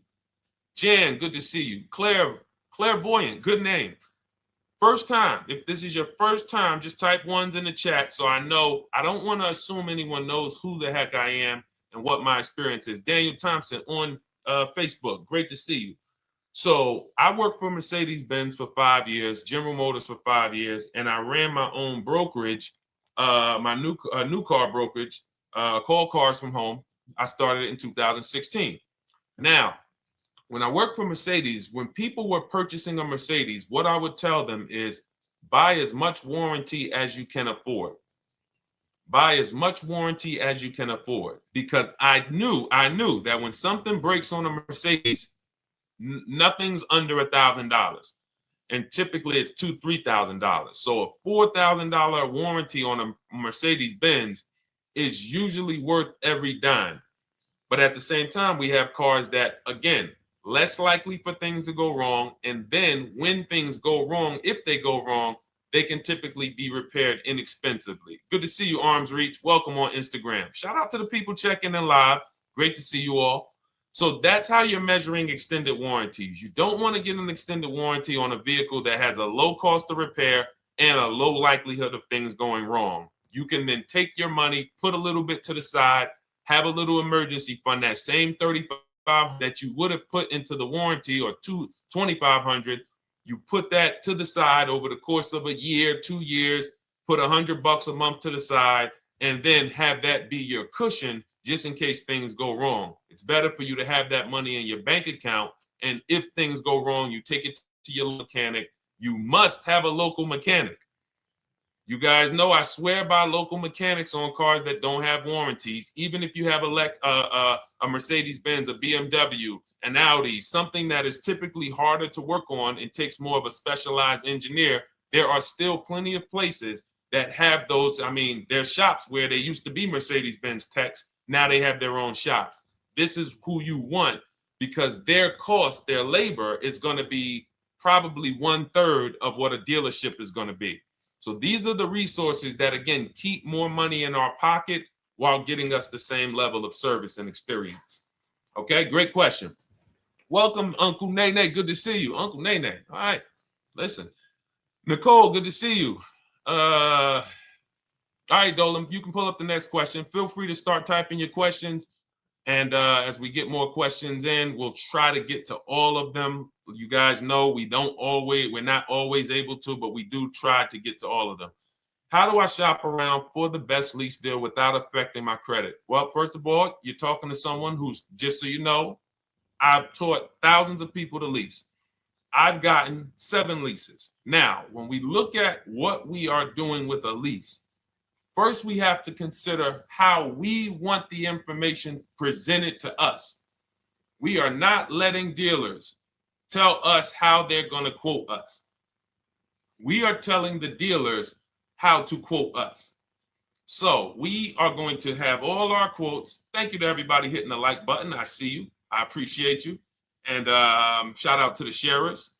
As I see people who share, I always like to give the shout outs to the people who share this broadcast with their friends and their family. And thank you to everyone who's giving gifts on TikTok and Instagram. Appreciate you all. So what we are doing when we're telling a dealership, you give us a quote with first month's payment only out of pocket, 12,000 miles per year, and put all the taxes and fees into the payment, assume tier 1. So we are presenting it now in my book and in my Shop with Deshone programs, my video checklist. I have all the templates. If you're going to do this yourself, you just need to remember how you're presenting this. You can call around to dealerships, because there's 2 ways to do this. Shopping from home. Cars from Home is about showing you guys, and I'm going to be showing you guys a ton of payments. And listen, I don't want you to feel bad, because some of you are going to see that you've left a lot of money on the table. Part of what I have to do here, and I've been doing it for 3-4 years now, is I have to tell you the bad news. For 3 years, I did a masterclass called Everything You're Doing Wrong Buying, Selling, and Leasing Cars. We put probably over 15,000 people through that masterclass. But those were people who were willing to hear the bad news They knew, Deshone, I got to hear the bad news to get to the good news. So as I show the difference in the prices that we get and the people who listen to me get, more than, forget about me, the people who are like you, the people who are on a live, saw a video, and then took action and learned and use our processes, the results they get compared to what you're getting. You're going to see, wow, they're saving $3, $5, $7, $10,000 more than me every single car. And so the Cars from Home system is about bidding. It's about turning your car purchase into a bid. You're no longer begging. You're no longer going into a dealership and begging one dealer to sell you a car, and then you go to another dealer and beg them, sell me this car, please take my money, please take my money.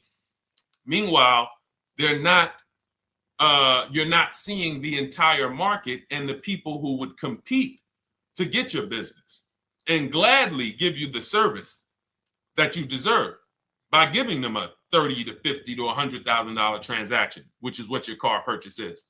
So now so the big thing to understand right off the top is, now I need to learn this bidding. I need to learn to get multiple offers. So you can do this by phone.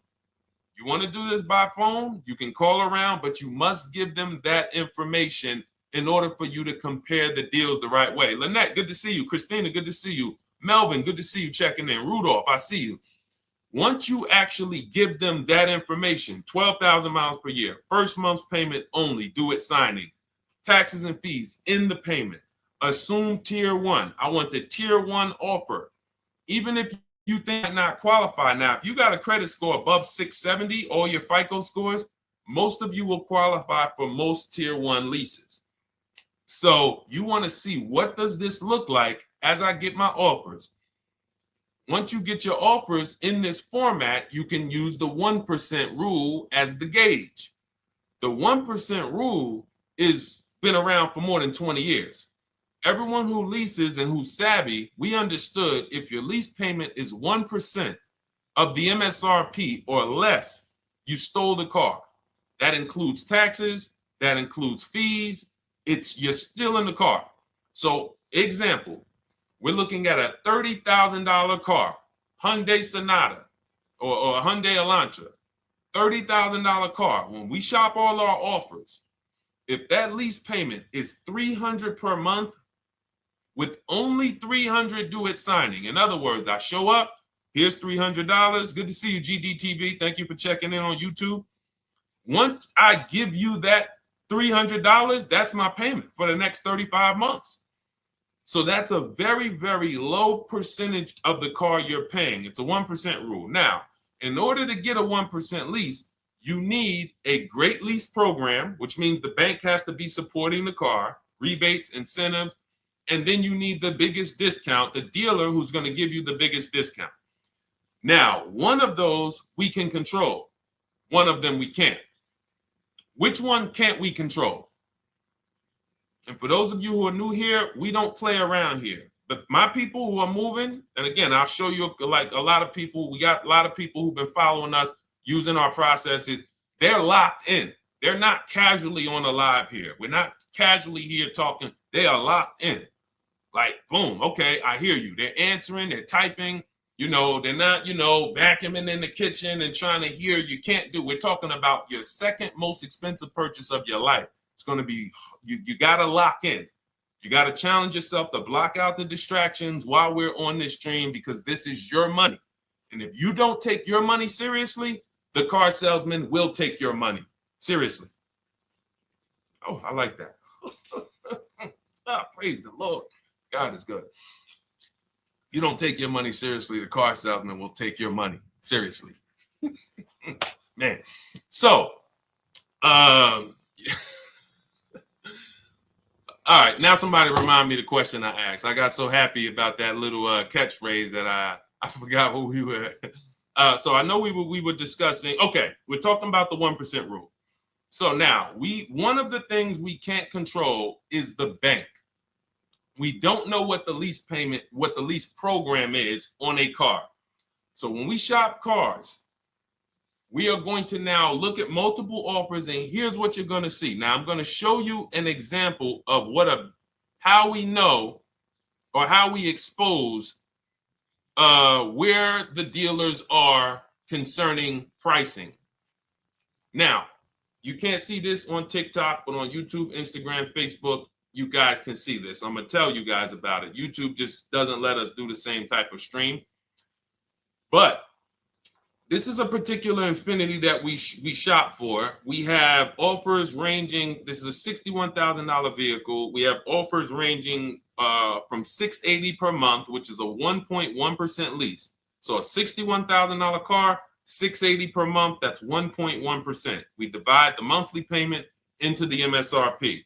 Now, we can see here that there are some offers already from dealers that are almost $900, $889 per month.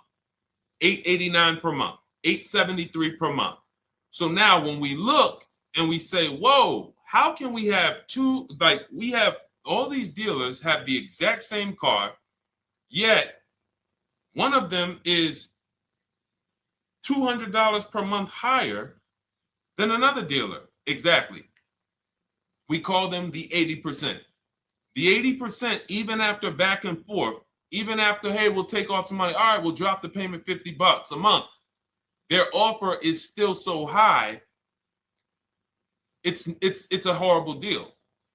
Now, why would they offer this? And this is consistent. So I don't want y'all thinking, well, the dealers that I walk into, they're different, Deshone. They take off more money. It does not matter what you think. If you don't have the market reports, if you don't know how to get multiple offers so that you can see, we do this all around the country. We have students all around the country in Cars from Home. We have people we shop for. We have over 13,000 books sold now. Like, we have lots of data to prove this. 80% of dealers are going to be overpriced. This is another particular deal on a Toyota, a market report. And you guys can see that the out-the-door prices here, list price, $32,000. Out the door price with taxes and fees, $38,000. That means that dealer is charging all types of fees on top of their price. The $39,000 MSRP. Look at line number 3. $39,000. Out the door price is $41,000. We can see $39,000 out the door includes taxes, includes all the fees. So we can see that these out the door prices in the left, in the right column, are way higher than the MSRP, $35,798. Out the door price is $39,700. But look at the green. Look at the green. This is what we call, we found the dealer at this time who wanted to win the bid. They wanted to win the bid. They needed the car sold. This is a rotation. We don't say to them, wow, they won the bid one time, so they must win the bid all the time. No dealer can win the bid all the time, or they'll be out of business. But in this particular case, at this particular time, for this particular client, this dealer said, we're going to sell this car for that's $35,500, and out the door with taxes and all the fees, $34,994. That is a over $4,000 discount off this vehicle. When all the other dealers are, not only are they not giving you a discount, they're charging over list. And they might come and say, all right, we'll take off $500. We'll take off $1,000. We'll take off $1,500.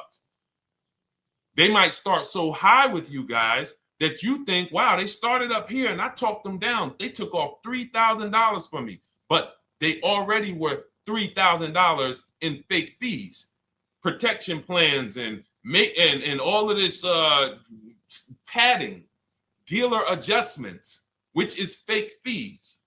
So whenever they say, because the dealer gets a minimum of a 6% profit margin, from list to invoice, we have profit. From invoice to holdback to triple net, we have money. That's all the profit margin. On top of that, when we add a dealer adjustment, what we're saying is we're going to sell this car to someone who does not have the skills to find our competition. And they're going to come in, and if we got to take off $2,000 to make them think they won, this is what we're going to do. But what we do here, what people like Brian is going to do, look, just finalize my first ever lease using your system, 2025 Honda HRV, $30,000 vehicle, $395 a month payment. no money down. His initial quote was $434. He ended up using our calculator, which we have in our book and in our program. If we put all our offers into that calculator, it tells us what to counter. He gets that offer for $395. That's his deal. We look at somebody like Wendell. Look, thank you. It's the least I can say for your book, Cars from Home. We're still in the middle of the process. Just sold our car today, like 10 minutes ago, for 30% above value. Why? Because he got bids. Look, using the insights from your book. I've read the book multiple times and told many people about it because it's that good. It's so intuitive and insightful. We'll be moving to the next step soon, and I'll write again. So now you heard him say we're moving to the next step soon. Step 2 in my book is the equity assessment. That's when we get bids for the car we have. We get bids. You're going to go to, listen, you should never be trading your cars in. Let me ask you all a question. Do we get the most money for you name me one thing that we get the most money for that thing trading it. Name me one thing. If I had this iPhone,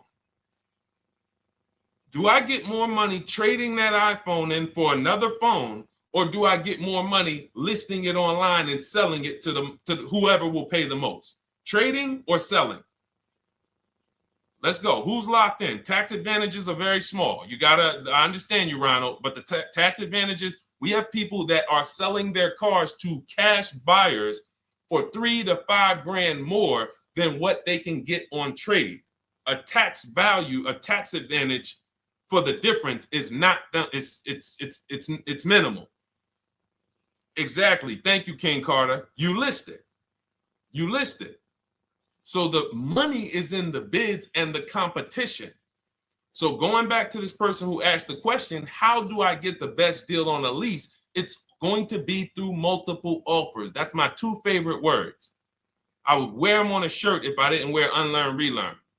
Because more than multiple offers, I need you to unlearn. Because the people who come with bad information from years, Deshone, this is not how my uncle taught me to buy cars.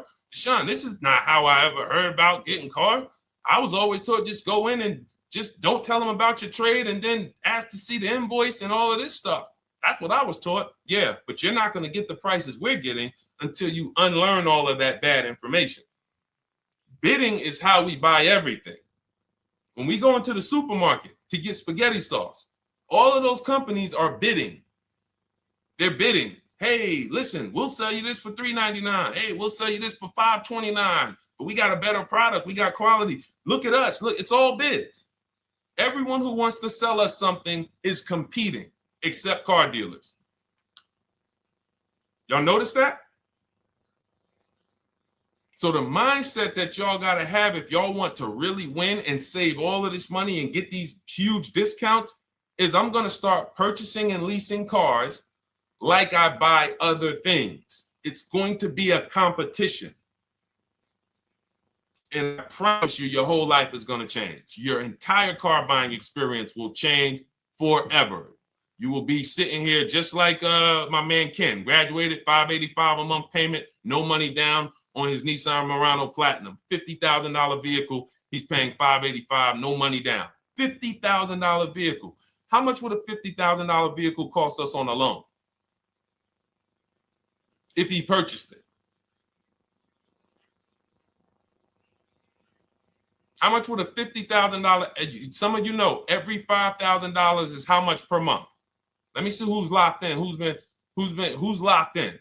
Every $5,000 is how much per month on a loan. I see you, Daniel Thompson. Check in. Good to see you, Dane. Thank you for breaking it down with complete truth. Keeping eyes wide open to know what to exactly expect. There you go, Dane. Welcome. Glad to have you here. We do not play around when it comes to this. All I want you doing is winning with cars, in love with your deals every time you get a car. All right, nobody knows the 5,000. How much is every $5,000 on a car payment? Come on, y'all. These are principles we've been teaching. Thank you, Daniel. $100. Thank you. $100. So we always want to default to a 5-year loan. I'm going to tell you why. when you default to a 5-year loan, you're in a safe position. Now, defaulting to a 5-year loan means when I look at a $20,000 car, I'm thinking $400 per month. 5-year loan, every $5,000 is $100 per month. If worst case scenario, I'm trying to get a little bit more car, then I'll go to a 6-year loan, but that's the max. I'm not going past a 6-year loan on a car. That's like going to a 40-year mortgage on a house. They're available. It's not a good idea.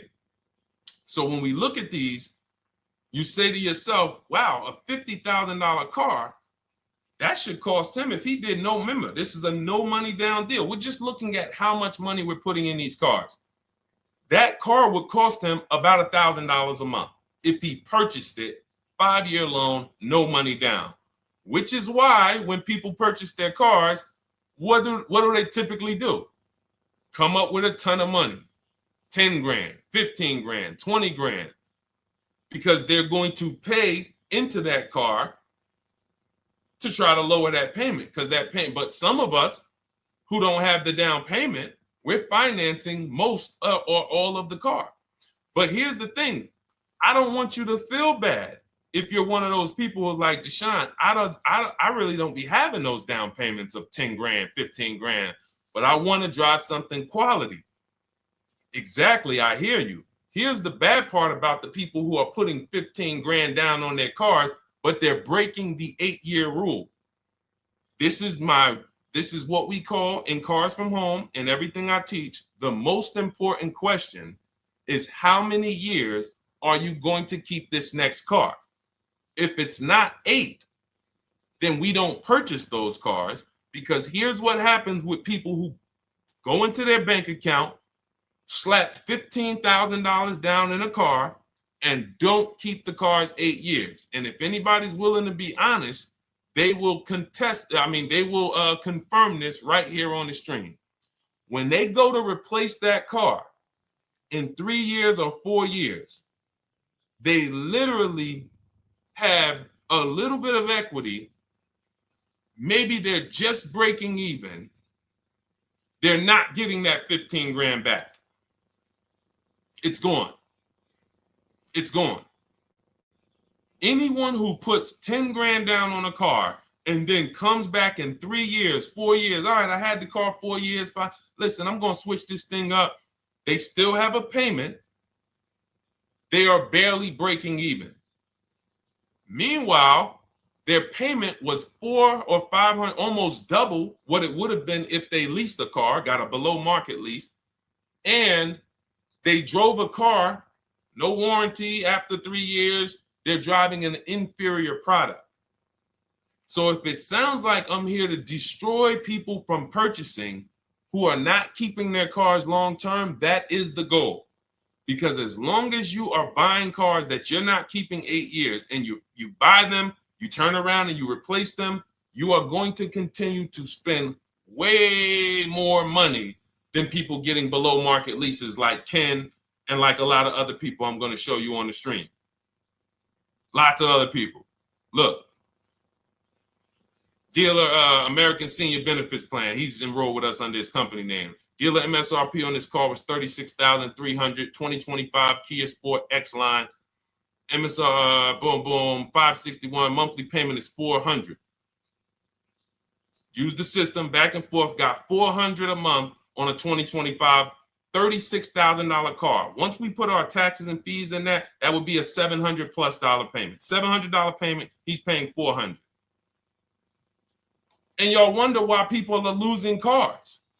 $300 more per month to drive the same car? It's ridiculous.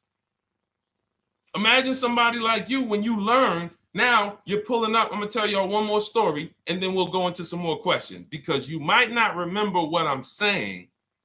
So those of you who have the book, you got this for the rest of your life. But you will remember, hopefully, a story.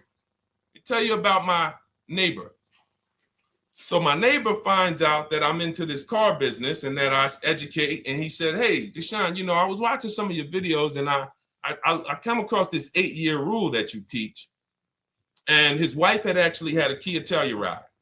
Popular vehicles, probably been one of the most popular SUVs, that the Palisade, since 2007, 2019. Super popular vehicles. People were charging $5,000 over sticker for them during the pandemic. People were paying it. We were getting them at discounts. Now, his wife totals the truck. She has an accident, totals the truck. She's fine. Truck is totaled. He was financing it. He said, Deshone, I see this 8-year rule thing, man, and I don't keep my cars 8 years. I said, okay. He said, so I'm thinking I should, like, you're saying I should be shopping for a lease on my next one. I said, exactly. I said, make sure you get multiple offers, because if you just walk in and say, hey, work me up a lease, they'll give you the same payment you had on the purchase. And then they'll tell you something ridiculous that they want you to believe, like, hey, the lease is the same price as the purchase, so you might as well just purchase it. And people believe this stuff. Now, I said, you get multiple offers, stay at home. He calls me, he says, Deshone, I got the new version of the Telluride, new. I'm paying $479 a month. He's $497, and then he said, I think he put down like $1,000, bring it down to $479. $497. He was just paying $800. Do you think anyone can tell him anything about leasing? He's pulling up in the same exact truck. In fact, the newer version. He knows he wasn't going to keep the car long term anyway. He's not going to pay it off and then keep the car and have a paid off Kia Telluride for 10 years. That's not what he does. He keeps them 3 years, 5 years, 7 years, and then he replaces them. So why is he paying $800 a month for years, no warranty, when he could be driving brand new ones for $497 a month, problem free? But as I said, some people are determined to pay more. But the people who, once you get this leasing thing, if you're not keeping your cars, it will change your life.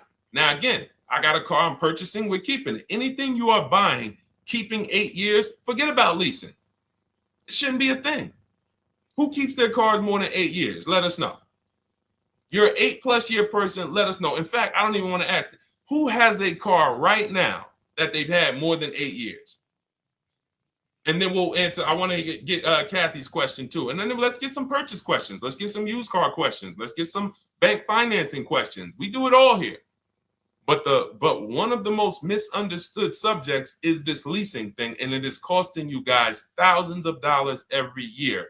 And you're driving old cars with no warranties, paying high payments on them because somebody told you you should be purchasing cars. I'm here to tell you they owe you money. They owe you money. All right? So who has a car right now that they've had more than 8 years? Let us know. How many years have you had it? And by the way, for those of you who just joined, this is our Tuesday, May 6th live. We are live every Monday through Thursday at 12 noon Eastern time.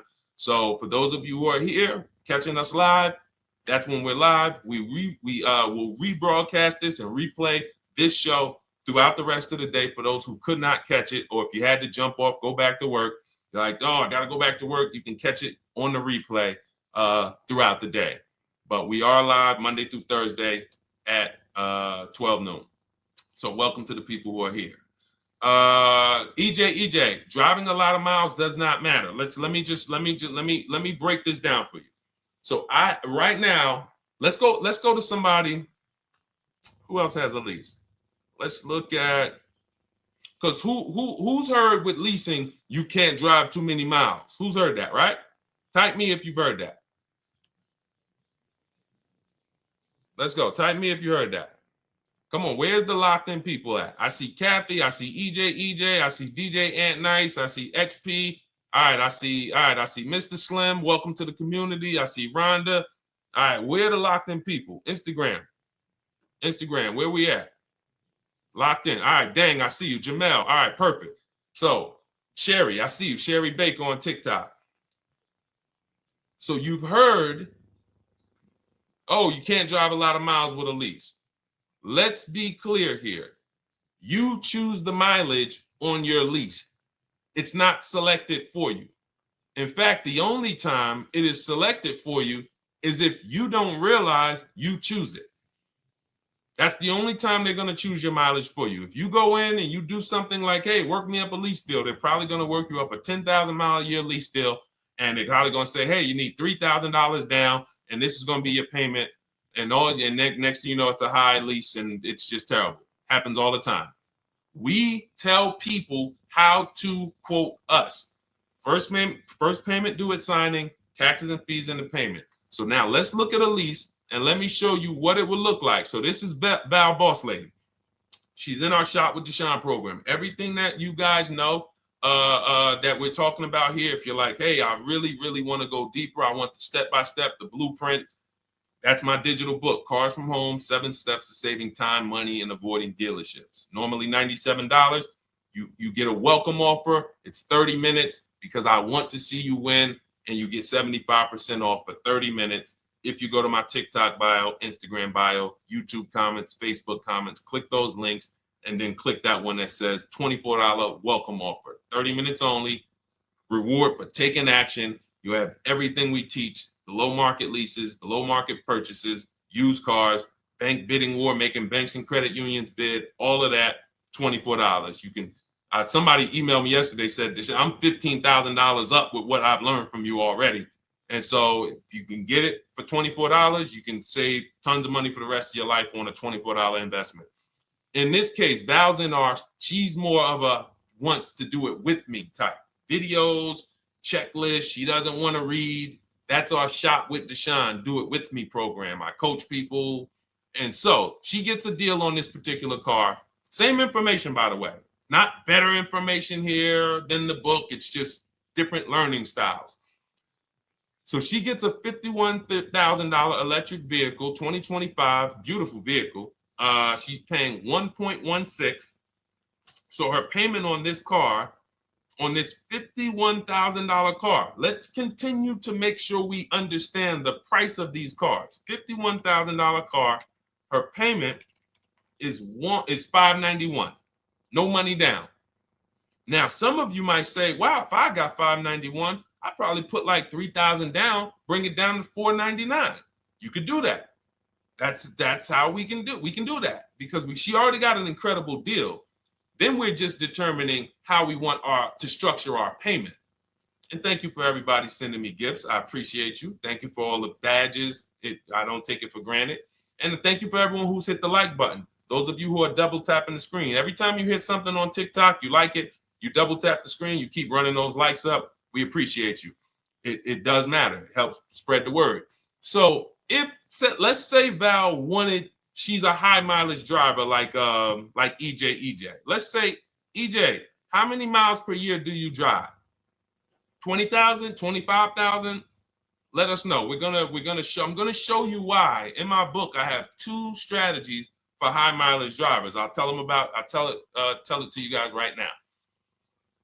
How many miles a year do you drive, EJ? 25,000, 20,000? Those are both high. Let us know. Or if anybody, else, because, anybody else who's a high mileage driver, let us know. How many miles? 26. All right. Thank you, EJ. So let's just round that to 25 for now. Let's just round that to 25. So let's say instead of her $591 payment for a $51,000 car, now you could shop for a $30,000 car and you can have a 1% payment. If it was, a similar deal, you'd be paying $300 a month. In her case, she has a $51,000 car. She probably wanted a nice SUV that looks beautiful, that some other people are paying $1,000 a month for. She's paying $591. But if she wanted to bump it up to 15,000 miles a year, she'd be paying another $30 more per month. She'd be paying $620. Now, if she wanted to bump it up to 20,000 miles per year, she'd be paying probably another $80-90 per month. So she'd probably be paying $700 to drive 20,000 miles per year. Now, let me tell you guys, because some of you guys who are like, yo, man, those payments are high. We're talking about $50,000 cars here. So if you were shopping for a $30,000 car or $35,000 car, naturally, if we took the same exact numbers, let's take a $35,000 car, 1.16 lease. That's a 406 payment, probably $399. So now, in order to go, and let's say you're a high mileage driver, just like EJ, you want to add another 15,000 miles to your lease. You're probably going from 400 to 550 or 575. But you have all the mileage you need. And here's the beautiful thing about that. If I'm paying $175 more per month, but I get all the mileage I want, and when I drop this thing off, I get a new one, I don't have to worry about negative equity, and I put no money down. That is way better than what most people are doing out here, what everyone's doing. Because I'm gonna tell you what most high mileage drivers do who don't put money down. They will go in, buy a car, take a super long loan, 6 years, 7 years, just so they could afford the payment. Now, here's what happens. They drive the car, they put 25,000 miles a year on it. They come back in 3 years or 4 years, and they say, wow, I got 100,000 miles on this thing already. Let me go and swap out the car.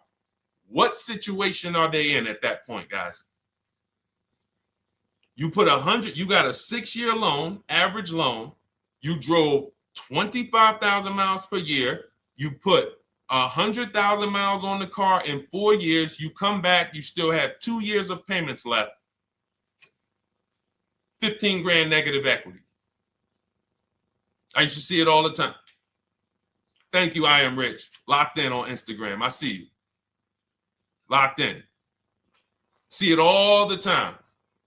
Every car salesman who has dealt with a normal 25,000 mile high mileage driver that does not keep their cars sees it all the time. They come in, yo, man, what you do for a living? Man, yeah, I do DoorDash, I do Uber. Oh man, I work in sales. You know, I'm on the road a lot. You know, I'm here. You know, all right, I want to replace this thing. I got like 110,000 on it. Okay, you still got a loan on it? Yeah. All right, we already know you got negative equity. Then we appraise the car. All right, the car's worth like 7,000. How much you owe? Man, you owe 19,000. All right, well, what can I do? Can you get me into something? Roll that loss all the way over. On top of that, you finance the car, so your payment is high. You finance the whole car, so you're paying a high payment compared to if you had leased, just literally shop for your leases, added your miles to the lease that you needed. You're paying $175 more per month. You got a brand new car. And I'm going to tell you, I did not make this up. I learned this from someone. A lot of what I'm teaching you, I learned from my clients when I was in the dealership. This guy, I worked at Hyundai for six weeks. Man, this dealership, the owners got indicted. I got out of there. Way before the owner got indicted. It just had straight up highway vibes, like the worst you could ever imagine. As I was in there for 6 weeks, I was a manager. I enjoyed being a manager. We did a lot of deals in my department in 6 weeks. But I said, I am out of this place. Anyway. But I learned something very valuable there. We had a client a customer was returning his lease on his Hyundai Sonata. Guy comes and I'm grounding the lease. I'm doing the paperwork for him. He has 72,000 miles on the car. 72,000 miles. I said, how the heck? I said, you lease this? He said, yeah, I always lease. That's all I do. He said, I used to buy my cars every single time I came. I had to put large down payments, 10 grand, and then I'm still having negative equity when I come to trade it in. I'm having high payments. It's ridiculous. I looked at his payment, and let's say the average payment for a good deal on a Sonata at that time was $300, $325, whatever it was. He was only paying like $550. He was only paying like $150, $175 more per month. He had a 25,000 mile a year lease. And that's what he did. I drive these cars. I'm on the road. Boom, boom, boom. I change my tires. I do my maintenance. 3 years. It's a fixed cost. There's no variable cost. I don't have any surprises. I'm not getting hit with a negative equity bill that I got to transfer, which means when I transfer my negative equity, I get less car on the next transaction. Because if I got to bring over 15 grand of negative equity, that's probably 300 a month that I'm paying for my old car when I get my new car. So if my new car was 400 a month, but my negative equity is another 300 a month, I'm getting less car for my money because now I got to take all those losses and bring them over to my new car. This is high mileage drivers and people who don't understand leasing. That's why you're losing so much money. And when you just flip the switch and realize Deshone is not talking to me emotionally, I am not talking to you about never do this, never do this, like these other people who say this, do this. This is how you buy a car. They never talk numbers. Y'all notice that? You notice that, right? You never hear them talk numbers. It's always never do this, always do this. This is the worst way to do this. This is the most expensive way to do this. This costs you the most money. They never talk numbers, though. That's why everything I do is to show you the numbers. Thousands of transactions since 2006 in the car business, helping people the last 4 years all around the country. This is the numbers that they might not understand. So if you're not keeping your car 8 years, it does not matter if you drive 20,000 miles a year, 25,000. You should be looking at a high mileage lease. Or my second strategy for high mileage drivers is this, because some of you want a nice car. This is for my people who you're like, man, Deshone, I'm on the road. I got my car that I do my work in. I kind of, slep it around. I don't really want to lease something and then put, that wear on it. I got stuff. I'm throwing bags in the back, whatever it may be. There's a strategy we created called 2 cars, 1 payment. And what will happen is your first car will be a purchase. And if you have an existing car, you're going to keep that. So let's say you have a car now, you're driving a lot of miles, you're doing your 25,000 miles a year. You pay that car off. You keep that car, and then you go and you lease you something nice, regular mileage. So you might get a 12,000 mile a year lease, and then you drive 12,000 in your mileage car, 12,000 on your nice car. Because some people are like, I want a car that I could, when I need to go somewhere nice, this is what I want to drive. When I'm with my family, this is what I want to drive. But when I go to work 5 days a week, I'm going to drive my mileage car, 3 or 4 of those days, and then I'll take the lease maybe 1 of those days, and I'm splitting the mileage. You still have 1 payment. It's low. And then every couple years, you replace the mileage car or you replace the lease car, and depending on when the lease is up. But you want to keep that, and that mileage car should be something that will last. Ideally, something that you can get 200, 300,000 miles a year out of that car. Because that's what that car is there for. Man, I'm hopping in this thing, man. Oh, transmission went out at 170,000 miles. Go get you a rebuilt transmission. Boom, boom, drop it in there for $2 grand. Get another 80,000 miles out of that car, but you still got your lease car, and you're just splitting the mileage. Both of those are short-term strategies for high mileage drivers. That is not for long-term people. If you're a long-term person, I keep my cars 8+ years. Forget about leasing. You should just be finding the best deal, below market purchase, keep the car, something you can keep for 8+ years. You can put 30,000 miles a year on a car 8 years in a row. If you get the right car, and in 8 years, you got 240,000 miles, and then you replace it. Forget about leasing. This is only for you guys not keeping your cars 8 years. You're getting killed on depreciation. You're paying tons of money. This is you are the people who should be leasing. Okay? So everything we're talking about this is the Cars from Home system. We teach this. I'm not freestyling this. This is in my book, digital book, Cars from Home, 7 Steps to Saving Time, Money, and Avoiding Dealerships. We have two strategies for high mileage short-term drivers, 1 strategy for high mileage long-term drivers. And so if you want your copy, you can get it for 75% off. That's our welcome offer to you. As a 30 minutes. Welcome. Thanks for being here. I want to reward you.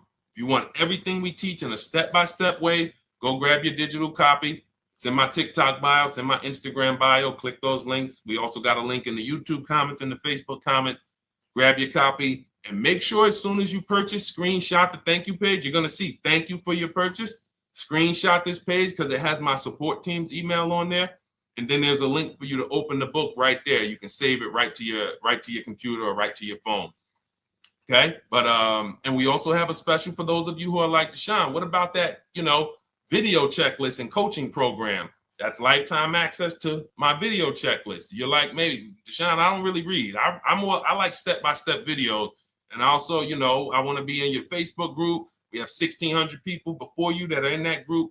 2,300 people that are shopping with us that have a lifetime access to our video checklist. We have a $200 special for that welcome offer.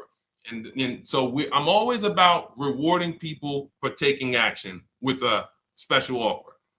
It's limited time though. And so get in where you fit in. All right, let's keep it going. Thank you, Corey. Said amazing knowledge. Thank you. And I'm glad I saw somebody said that's a great idea with the 2 cars. Thank you. It's a great idea. All right. You've convinced me to lease my next vehicle. Awesome. Awesome.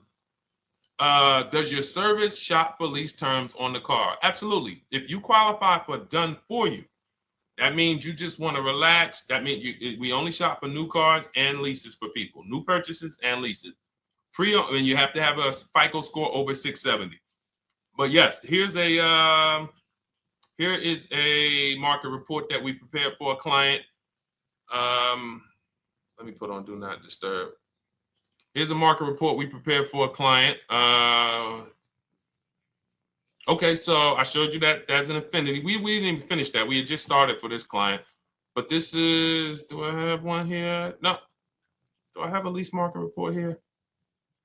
Yeah, right here. So that's an example of what a Kia, this is a particular Kia lease where their best offer was a 1.27 offer. Now, here's how you know you found the bottom of the market.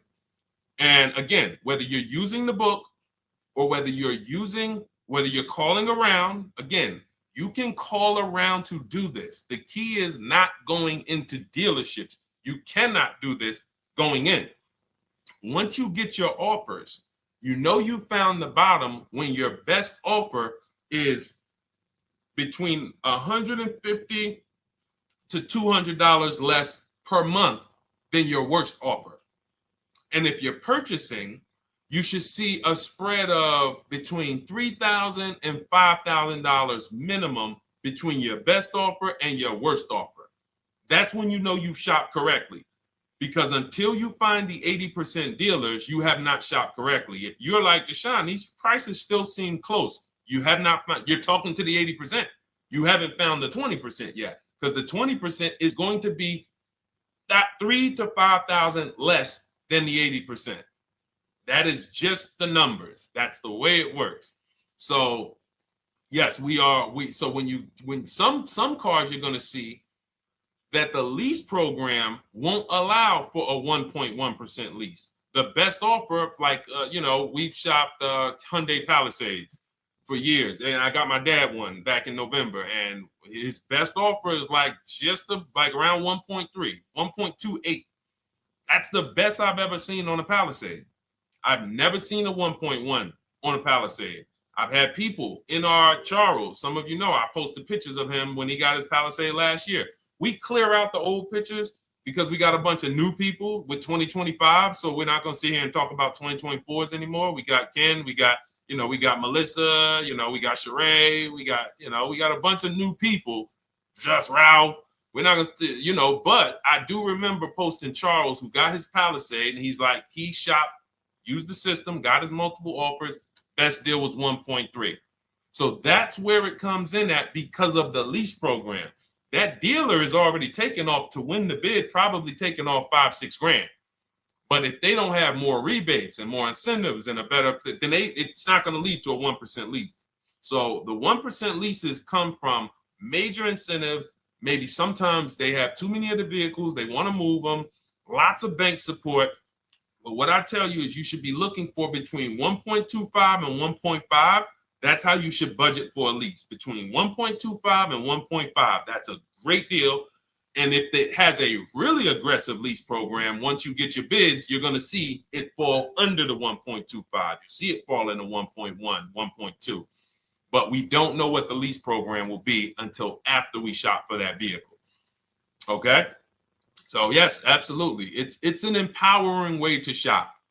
It's also fun because you can see, man, I'm not begging anymore. Like these people are like, please do business with me. Please do business with me. And then you start to feel bad for everybody who's still in those dealerships doing it the old way because they're talking to the 80%. There's no way they can win. They don't even know there is an 80% to realize that's who they're talking to. So when the dealer says, all right, I'll take off $4,000, they're like, wow, I won. Man, the dealer took off $4,000. But if they saw the whole market, they would understand that that dealer actually is overpriced by $7,000, $10,000. So taking off the $4,000 means nothing. It's just sad. It's a sad thing. And that's why I spend my time trying to convert you guys from negotiating one-to-one to getting multiple offers so that you can see for yourself. All right. Thank you, Julie, name Richardson. Thank you for sharing. XP got the number 2 gifted badge. Forgive me because I don't really know what that means, but I just know that's what it's saying. So I appreciate it. Thank you, Corey22. Sherry Baker, thank you so much. Number 1 gifted badge. All right, let's go to some more questions. We got some more questions. Dolan, I'm sure you got a lot of them. And what I'm going to do for the rest of the broadcast is just try to do rapid fire questions and answers. Okay. And if you guys want me to go deeper on any particular subject, then just feel free to say, hey, could you go deeper on that? How do you get a car loan with bad credit? Well, we have a resource. It's not our company. We have nothing to do with them. But we always try to stay up to speed on who's financing people with bad credit, because the goal is you don't want a dealer controlling your financing. Somebody just came up to me. He's a neighbor. He's like, aren't you in the car business? I said, well, yes and no. He's like, well, listen, I got a connected Acura. Anybody you send me, they get anybody approved, I'll give you $1,000. I said, okay, cool. Thanks for the information.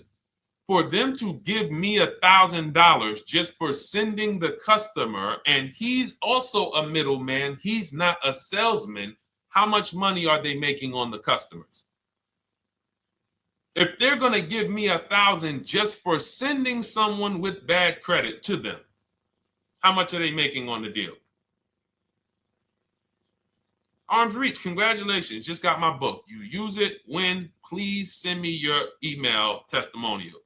Well, as you use it, just as you do your equity assess, everything, email me. Congratulations. How much are they making? We can imagine, right? If they're giving me $1,000 just for bringing them the customer. So this is what happens when you let the dealership control the loan. Because why do we separate? All right, I'm gonna break something down I call the 3 pillars of great car deals. Three pillars. You can't get a great car deal without maximizing each pillar. And some of y'all that have been with us for 3 years, y'all already know the 3 pillars. First, who you buy your car from. Second, who you get your loan from. Third, who you sell your old car to. That's 3 separate transactions. The car business has trained you guys to give them all 3. All 3. The car business has trained you guys to give them 3 transactions. Anytime you purchase the car, who's done this? Be honest. Purchased the car from a dealership, sold them your old car, in which case you call it a trade, and they got you your loan. Who's done this? 3 transactions in one. Why do we know these are 3 transactions? One, there's competition. People want to buy your car. It's okay, Corey. That's that. Thank you for being honest. That's how we change. The reason why we know that these are 3 transactions because there's people who want to compete in every one of them. There are people who want to buy your car. That's why step 2 in our book, we never trade. We get offers from CarMax, Driveway, Carvana, AutoNation, Car Gurus, Kelly's Blue Book Instant Cash Offer. It's a bid.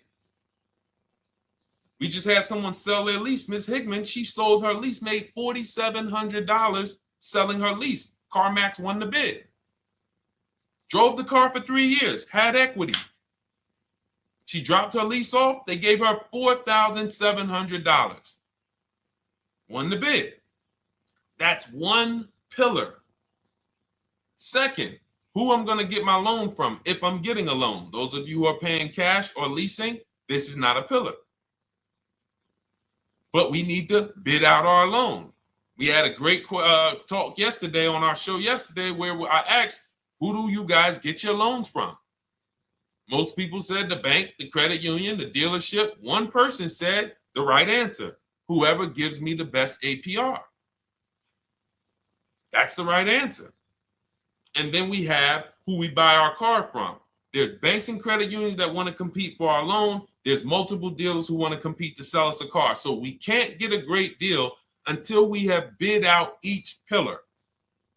And that's why when we have bad credit, if we let the dealer now control, this dealer has a car. We didn't bid out that car to find out, is it a great price? Now they're also giving me the loan and they're charging me 25%. We didn't bid that out to see, is that the best loan I could get, even with my bad credit? Is that the best loan I can get? So the key, what you want to do first if you have bad credit is I'm online looking for anyone who will finance me with bad credit separate from the dealer. I'm not going to Carvana.com and saying, hey, you can get a car with us you can get a loan with us as long as you buy a car from us. You're mixing the transactions. You're taking away my ability to get bids. I'm finding someone you should check out. There's a resource. Oh my goodness, what's the name of the company? It's in my book, but I want to give it to you. Goodness, it's slipping my mind right now. Send me an email or a DM, because here's the thing. If you use just that part and get the loan funded, but you don't know how to bid out everything else and structure your transactions, and are you keeping the car 8 years? Because if you're not keeping the car 8 years and you're like, Deshone, I hear you talking about leasing. I'm not keeping my car 8 years, but my credit's not good. The only purpose, if you telling me that I could be driving brand new cars for cents on the dollar, but I don't qualify right now, this car that I'm going to get is to set me up. So I'm not going to get a $30,000 car. I'm going to get me a $12,000 car, $10,000 car, the cheapest car I can get a loan on, so I can establish a payment history. And once I establish a 2-year payment history, yeah, I'm going to drive a car less than what I could drive. I got the money. I could afford more than this. But you're not setting yourself up for the right transaction. You should be setting yourself up and saying, all right, I'm going to sacrifice with this car, drive something that I know this is not my ideal car, but I'm going to build 2 years of payment history. So when I go and I swap into my lease in 2 years, I'm out with a brand new car. I'm paying cents on the dollar, and I won. But it was a plan. It was a long-term plan. This is the second most expensive purchase of your life. You can win every single time, or you can lose and set yourself and your family back 5 to 10 grand each car or more. Every time you get a car, it's 5 to 10 grand more you're coming out of your family's bank account than what could have. Then you got the car breaking down. Now you got tow trucks, all because you don't have an actual plan you're rolling out. And that's what I see a lot of people do with bad credit. Oh man, I got bad credit. I'm just going to go and get me something. I could afford $600 a month. And they go and buy the most expensive car. But because 25% interest is on the loan, they're not getting the most car for their money. Now, 3 years down the road, they're going to pay the high payment, still have negative equity because the interest is so high, and then they go and swap and do it again. And because the payment's so high and the car is older, because they want something fancy, but they really can't get that because, again, the interest is high. That's eating into their budget. Now they're going 3 years down the road. They missed 3 payments. They were late 3 times, so they're no closer to leasing. Credit's still bad. This is disaster. So if you're a long-term person, I break it down for you guys into two groups of people: long-term, short-term. Long-term high mileage driver, short-term high mileage driver, different plan. Long-term bad credit person, short-term bad credit person, different plan. If I'm a long-term person with bad credit, here's what I'm doing: finding the absolute best car I could find, getting bids, either new cars or used cars. We got the strategies for both. You can use the marketplaces, cars.com, Car Auto Trader. We got a whole strategy for how we find used cars, but you find that car, you pay your loan of 20%, 19%, 18%, if that's the best you can get. Because here's what you're going to do. In 2 years, you're not swapping into a lease. In 2 years, you've established a payment history, you fixed your credit, and now what are we going to do? You got a quality car. You're not thinking about trading it. You're not thinking about replacing it. You're like, man, this is my car. It's a great car. I'm just paying daggone 20% interest. What do I do now after 2 years? Now that my credit is good because I got a quality car, dependable car, I'm focused on fixing my credit over 2 years. What am I going to do after 2 years? Anybody?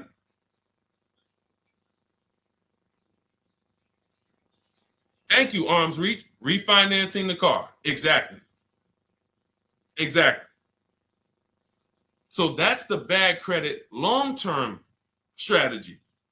Great car, dependable car, car's not going to break. This car is going to last me 10 years. Right now, when I bought it, 20% interest rate. That was where my credit was. But I worked on my credit. Boom. I'm a 690 now. I'm a 720 now. I'm refinancing that into a short-term, into a shorter-term loan, and I won. Pay this thing off, and I'm going to keep it. Nothing to talk about leasing. Leasing only comes into play where the 8-year rule is concerned. I'm not keeping this next car 8 years. I should be setting myself up to lease, or I should be leasing. That's how I'm going to save the most money, keep the most money in my bank account, have the best car. Not even close. Not even close. All the wins for the purchasers are after 8 years. People who are like, man, Deshone, I got a car, man. I had this thing 12 years, man. It's been paid off for 6 years. I ain't had a payment. I love it. Long-term purchaser. You won. You won. Who's in that situation? Who has a car outside that they've had for more than a decade? Paid off. You can give it to your son. You can give it to your daughter. It's an extra car. That's purchasing. That's the wins. That's what we call the reward stage of purchasing. But you got to get there. All right. All right, let's go. A lot more questions. We got probably another 20 minutes we'll stay on, so let's keep it moving. But again, Lend Buzz, that's the company. Lend, Lendbuzz. They started, I started seeing them about 18 months, 2 years ago, and they were loaning to people with, international students, people who didn't have credit.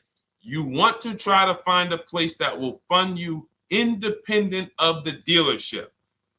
That is what your goal is at all times.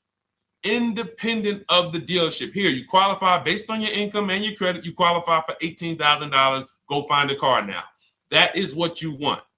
You don't want people mixing the bank loan with the car and two pillars that they are controlling. We're controlling the price of this car. We're controlling your interest rate. We don't want that. Yep, exactly, Cindy.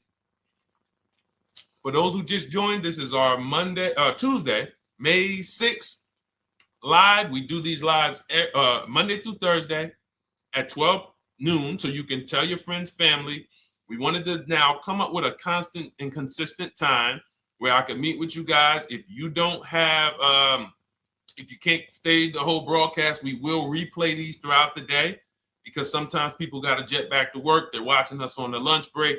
You can catch up on the whole rest of the show throughout the day, all the way up until tomorrow, and then over the weekend, we'll play a whole compilation of all the shows for people who really want to dig in and hear all the questions that we answered throughout the week on, Monday through Thursday. But if you want to join us live, set your calendar, set an alarm, meet us on any channel. We're on TikTok, Instagram, Facebook, and YouTube on the Deshone the Auto Advisor channels, 12 noon, Monday through Thursday.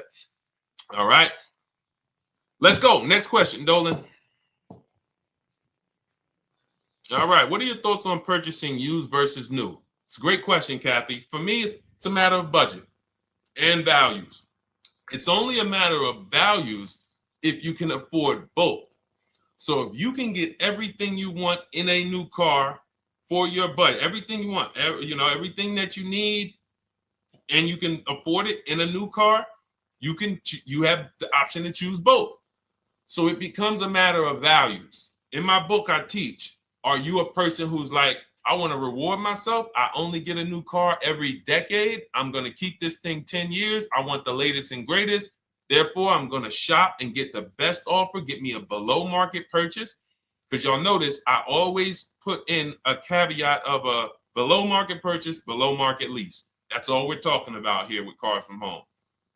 That's all we're talking about. You need to, every purchase you make or lease you get, you want it to be a below market lease or purchase. So now, if I could afford both, is it I'm going to reward myself with a new vehicle, or do I have these other values where I actually want to knock 20 to 30 to 40% off the price to get even more for my money? So that's really up to you if you can afford both. There's no right or wrong there. It's a matter of, like I said, the values. Now, some of you once you look at your budget, I have a tool in my book and in our video checklist, the coaching program called the Perfect Budget Calculator. We invented this. So it's not on Google. You'll hear a lot of the stuff, almost nothing we teach. You're like, if you ever go to look for it, the 8-year rule. No one talks about it. We created it. This is our intellectual property that we created to teach you guys to create these boundaries, the rule of 72 and the 10th birthday, 1.5% rule for overpaying for leases. These are all things that are absolutely proprietary to Cars from Home. But one of them is this Perfect Budget Calculator. Sometimes when we're factoring budgets with most calculators, they don't include fees that we know dealers have. And I'm talking about legitimate fees, tax, documentation fee, motor vehicles. So we're putting our budgets together, but we always get caught out there. Who's had that happen? You got it all figured out. You get to the dealership, you bought the car, and they're like, well, what are you going to do with the fees? Because you got $3,000 in taxes and fees. And you're like, whoa, where'd that come from? Sometimes they're lying and sometimes it's legit. But none of these calculators factor in the fees and everything like that. So we created this Perfect Budget Calculator that does. But here's the thing. Once you find out what your budget is, even if you're budgeting with a normal calculator, just add a couple thousand to account for the taxes and the fees. But you might see, I can't get everything I want in a new car for this budget. Everything I need, I can't get for this $24,000, in which case I need to go and look for a pre-owned one. So that's why I said, in reference to your question, Kathy, what are my thoughts on purchasing used versus new? It's a matter of values and budget. Budget first, because budget will determine if you can afford both and get what you want. But if you can afford both and get what you want, then it's a matter of values. Okay? So again, everything we're going over is in my new digital book. It's called Cars from Home, 7 Steps to Saving Time, Money, and Avoiding Dealerships. It's 5-star rated. Thank you to everybody who has taken the time to rate it and review it on Goodreads.com. It means a lot. And we can't continue to get this information out without you guys. So we appreciate you. And you can get your copy instead of $97, you can get your copy for $24 as part of our welcome offer. So that's 75% off. If you go to my link in my TikTok bio, Instagram bio, the YouTube comments, and the Facebook comments, we have a link there for you guys. And you can grab it. It's a digital book, so you don't even have to wait. It'll be in your inbox by the time you jump off the stream. But make sure when you get it, you screenshot that thank you page, because it has my support team's email. Sometimes you may be rushing, you're trying to get back to the stream and you type your email in wrong. Also, as soon as you purchase, the link to open the book is right there. So it'll say open the book below. You can save it to your computer. but I would rather you get it for $24 than $97. Although we've sold a lot at $97 because people feel it's worth every dime. You're going to save thousands and thousands of dollars for the rest of your life using what's in the book. Your first transaction, you probably save $4,000 to $6,000 to $8,000 depending on the car. So $97 is great, but $24 is even better. All right. And for those of you who have a different learning style, you'll see in there, shop with Deshone. You're more of a do it with you person. Do it with me, Deshone. Okay. We have lifetime access to shop with Deshone, and I coach you personally for 6 months. So we jump on Zoom calls twice a month. And some of you who may qualify for done for you, just do it for me. If you qualify for that, we have a welcome special for that too of $300 off. So get in where you fit. And those of you who are new or you're like, Deshone, I like what you're talking about, but I still don't trust you. You can start with our free cheat sheets. So just start somewhere so that you can start to reinvent how you're car shopping. Magley, how are you? Oh man, of course I remember you. Following for years. You actually were following me from the time God blew me up on TikTok. That was 2021. So I absolutely remember you and I appreciate you. And yes, it's so good to see you. Absolutely. Absolutely good to see you. All right, Dolan, we got a couple more questions. We got time for a couple more. Let's try to go as fast as possible. The discount for the book is not working. It says time ran out. It's 30 minutes. I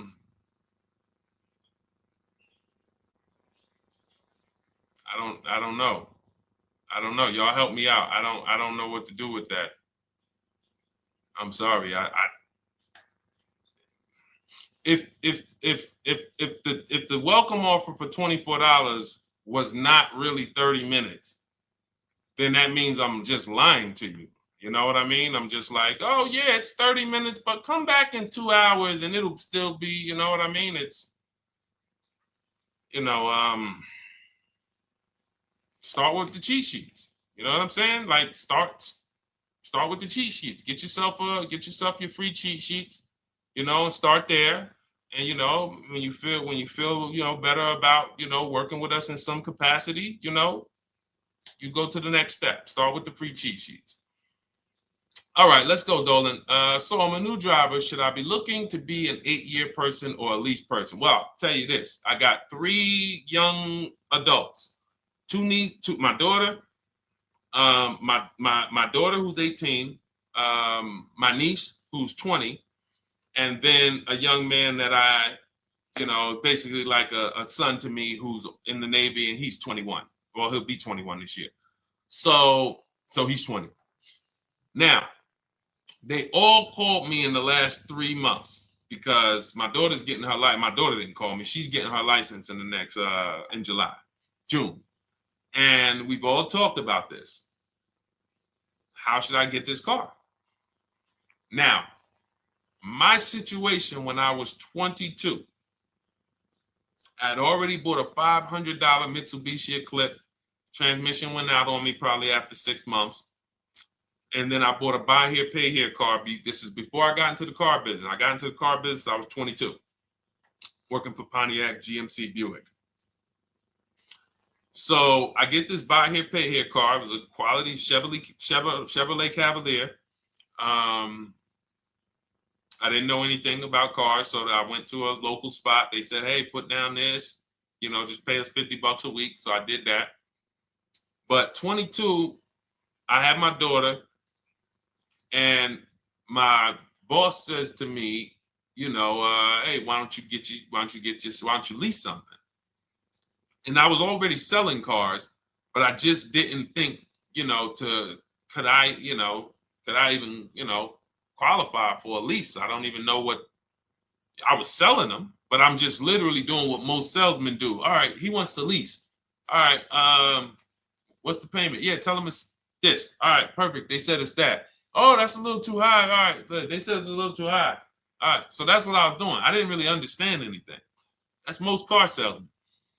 So I end up getting a Pontiac G6. I'm 22. I paid $256 a month. Now, it would have been less but I didn't get a tier 1 approval because I didn't have, I think my credit was like mid sixes at that point.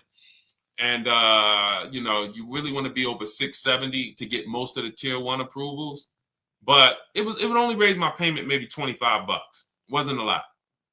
Now I'm 22. I'm driving a brand new 2007. It's still 2006. 2007. I'm pulling up, brand new car, full warranty, $256 a month.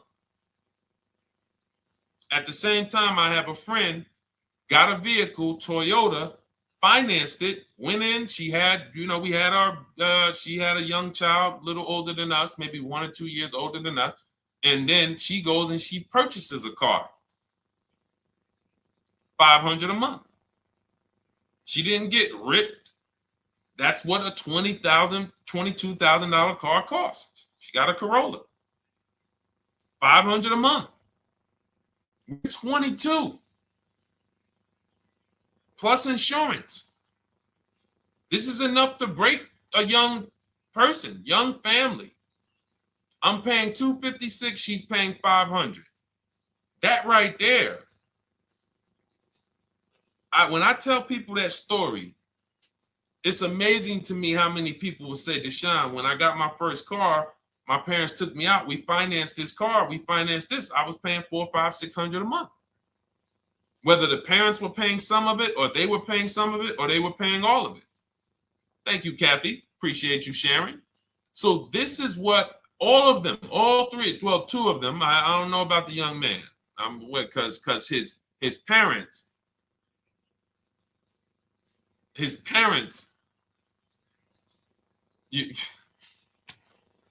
I'm not going to override your parents. And if your parents tell you that they think you should buy a used car or buy a good, then okay. But I'm just telling you, when you see my daughter and you see my niece pull up in brand new cars and they have low payments and they don't have to worry about getting stranded on the road, hey, call the tow truck. Do we still have a warranty on this thing? So I would be telling, again, 8-year rule. Because if I've had young people in their early 20s who are like, I'm not even into cars. Like, I'm going to buy this and I'm going to keep this car. Like, I'll keep it 8, 10 years. I don't. And I've had some people who they know when they get a better job, when they move to this, they're going to start a family. They're probably not going to keep the car 8 years. So it still goes back to the 8-year rule. Always. Always. Most young people, most people should be leasing their cars. That's how I did very well throughout my 20s. Praise the Lord, because I did not have high car payments. I didn't have cars breaking down on me where I had to be like, oh man, couldn't get to work today. Not many 20-year-olds, 23-year-olds are keeping cars 8 years. So when you're putting them in used cars, you're really setting them up for failure in a lot of cases, compared to if they were just leasing, getting look, because some people be like, wow, are $300 car payments still out there? Oh yeah, they're still out there. Just you just are shopping for the right car. I know India had her look, Rosalie, she's in our done with you video checklist and coaching program, like Cars from Home. She's, you know, this is our Facebook group she's commenting from. 3 vehicles she got, all for her sons, all of them. A Nissan Rogue, $399 a month. That's a $36,600 car. She got a Mazda CX-30. That's a $28,200 car. Payments $339 a month. $339 a month. And then she got a Mazda CX-50 for her other son, $40,000. On top, we haven't even talked about the equity and leases and selling leases and, you know, really maximizing the equity, because she said she got $6,700 selling 2 of the old leases. $6,700. Drove the cars for 3 years, had equity, bid it out, sold 2 of them, $6,700. You're probably like, Deshone, I didn't even know you could sell a lease. My question is, how much has that cost you? So when you're looking at investing in anything we're doing, be it my book, be it Shop with Deshone, our video checklist and coaching, be it our Done For You program. One thing that we do covers everything. Your first deal, if you're moving, you're gonna be like, shoot, I got everything I just invested back times 10. That's what we hold ourselves accountable to. Just her equity alone, she made $6,700 selling 2 cars. Didn't even know I could sell leases, and I just put $6,700 in my pocket selling 2 leases. Whoa. So $300 payments. Those would be perfect cars for young people. $339, that's with no money down. Imagine if she wanted to put another $2,500 down, bring the payment down to, $275. This is the way to be moving. And those of you who are getting this, are you getting this? If you're getting this, type some dollar signs. Who's getting this? Who's getting this? Type dollar signs in the chat. Who's getting it? Let's go. Who's locked in? All right. I see you, Mario. I see you, Dane. I see you, Terry Carter. I see you. Who's getting this? Who else is getting it? Who else is locked in?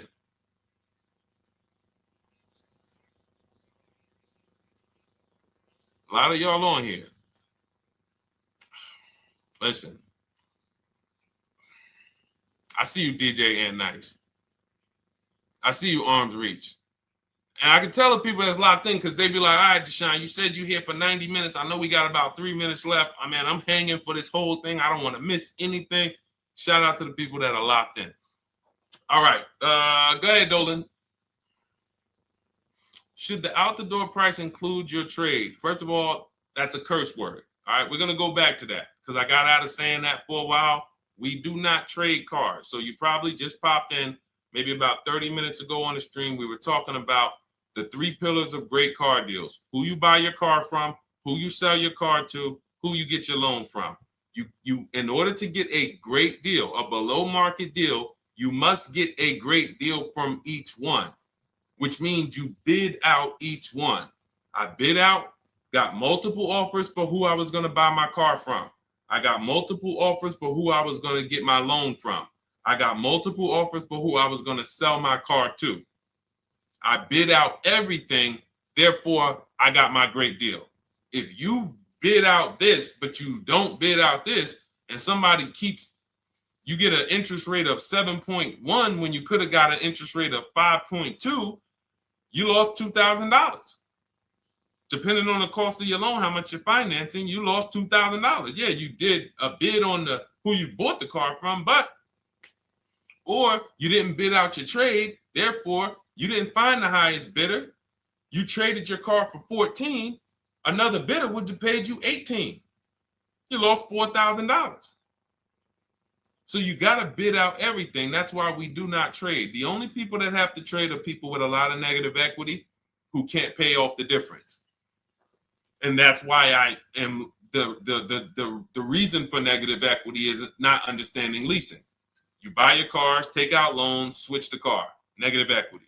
It's literally the reason for negative equity is I should have leased, but I didn't. Now I have negative equity because I'm replacing this car with a loan still on it. So out the door price will not include your other car. And if I was trading a car, then yes, the out the door price would include the trade. But because we do not trade cars, our out the door prices don't include the trade. Let me show you an example of what our out the door prices look like. So these are some spreadsheets for our Done For You program where we shop for clients. You can see here, this is we shop for a Subaru for this particular client. In this case, look, and you can see the MSRPs for this car is an inexpensive car, $27,000, $26,000. Look at the out the door prices, 29, 30, 30, 29, 29. These are all out the door prices with the taxes and fees. So you can see these dealers are giving either no discount or a little discount. 27 out the door price is 30,000. But look at the winner. Look at the winner.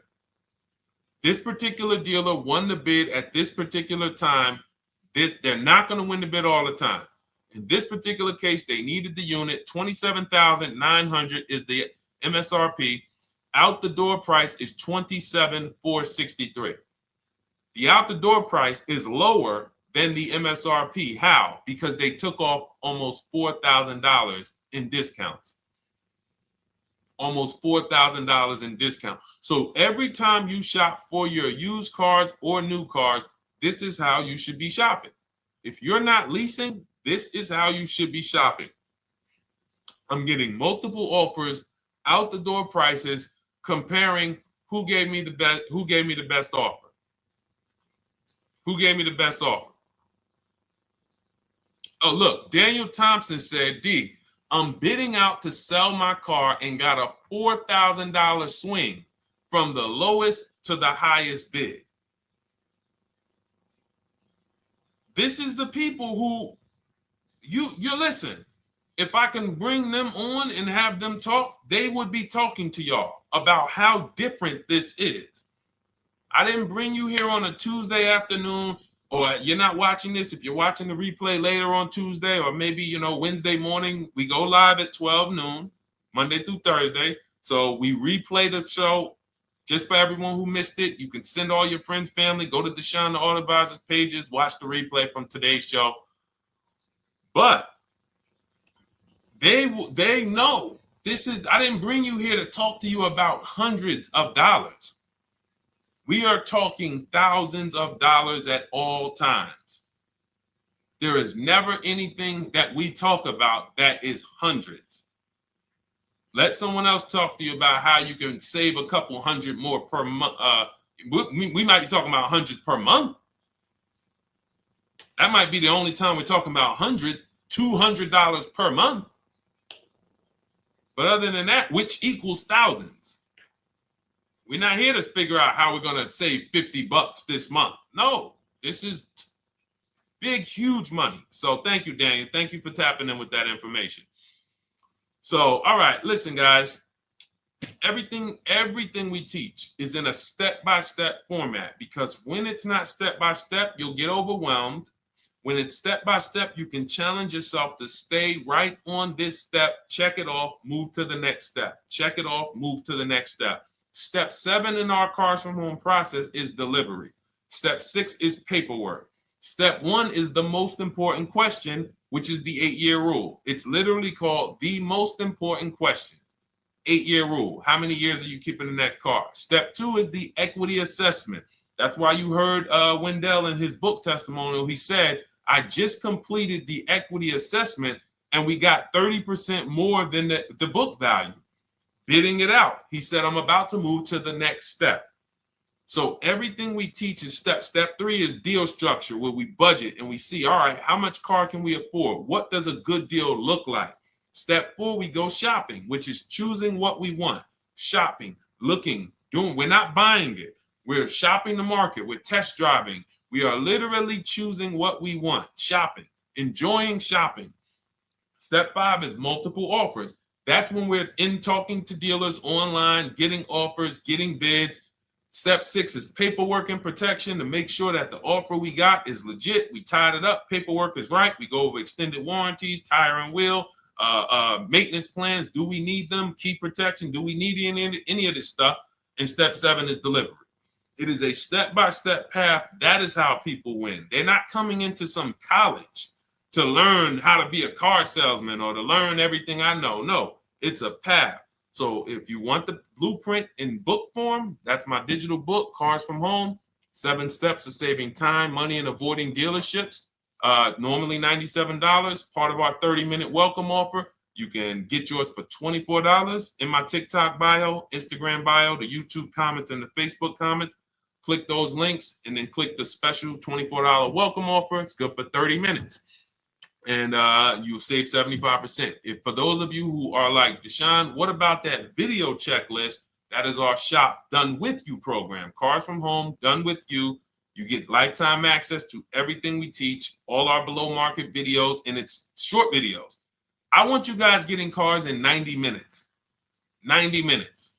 Not shopping. The shopping might take you longer. Deciding what you want, you might be doing that for 2 months. But once you decide what you want, I want you to be able to get below market deals in 90 minutes. That's how I do it. We're not hours and hours to get these car deals. Some of these deals we make in literally 45 minutes over a 3-day period. So that is how we do it. And you'll have access to our coaching program. We do Zoom calls twice a month, first and third Wednesday. And you have a Facebook group with 1,600 people in it that have come before you in the last 3 years. And then for those of you who qualify for shop with done for me, just do it for me, Deshone. New cars, new cars and leases only. Credit score has to be over 670 FICO. Book a call with our team. Let's see if we can help you. All of those have welcome specials. The book is 75% off welcome special. Shop with Deshone is $200 off welcome special for 48 hours. And done for you is $300 off for 72 hours. All welcome specials for people to say, all right, I'm taking action. I'm going to take advantage of a lower investment for taking action immediately. And for those of you who you're still new here, you're like, Deshone, I like the information, but I need to get, can I get some free advice first? Let me test out some free advice. You can, of course, go download our cheat sheets, and that's there as well. All of that is in the Cars from Home Toolkit.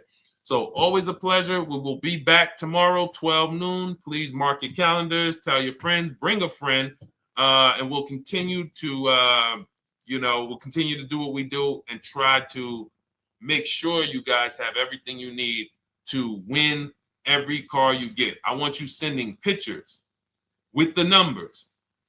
You know you've done it right when every car you get, you have pictures with the numbers. You know people who purchase cars all the time, all post their pictures. Hey, had to upgrade. Oh, just got this. Hey, had to treat myself. Oh, watch it now. But you never see the numbers because they really are not confident in the numbers. They don't want to talk about the numbers. Everybody who shops with us, whether you're getting our book, whether you're using our stuff, and sometimes people who they piece together my social media videos and they'll get it done. But they are sending the numbers. Look at what I paid for this car. Not only did I get a great car, but look at the deal I got on the car. That's when you know, all right, you understand this thing. All right, have a great day, y'all. See you tomorrow. And if you couldn't make the whole broadcast, feel free to watch the replay. We'll be replaying it throughout the day until tomorrow's show. All right, have a great day, y'all. Thank you. God bless you.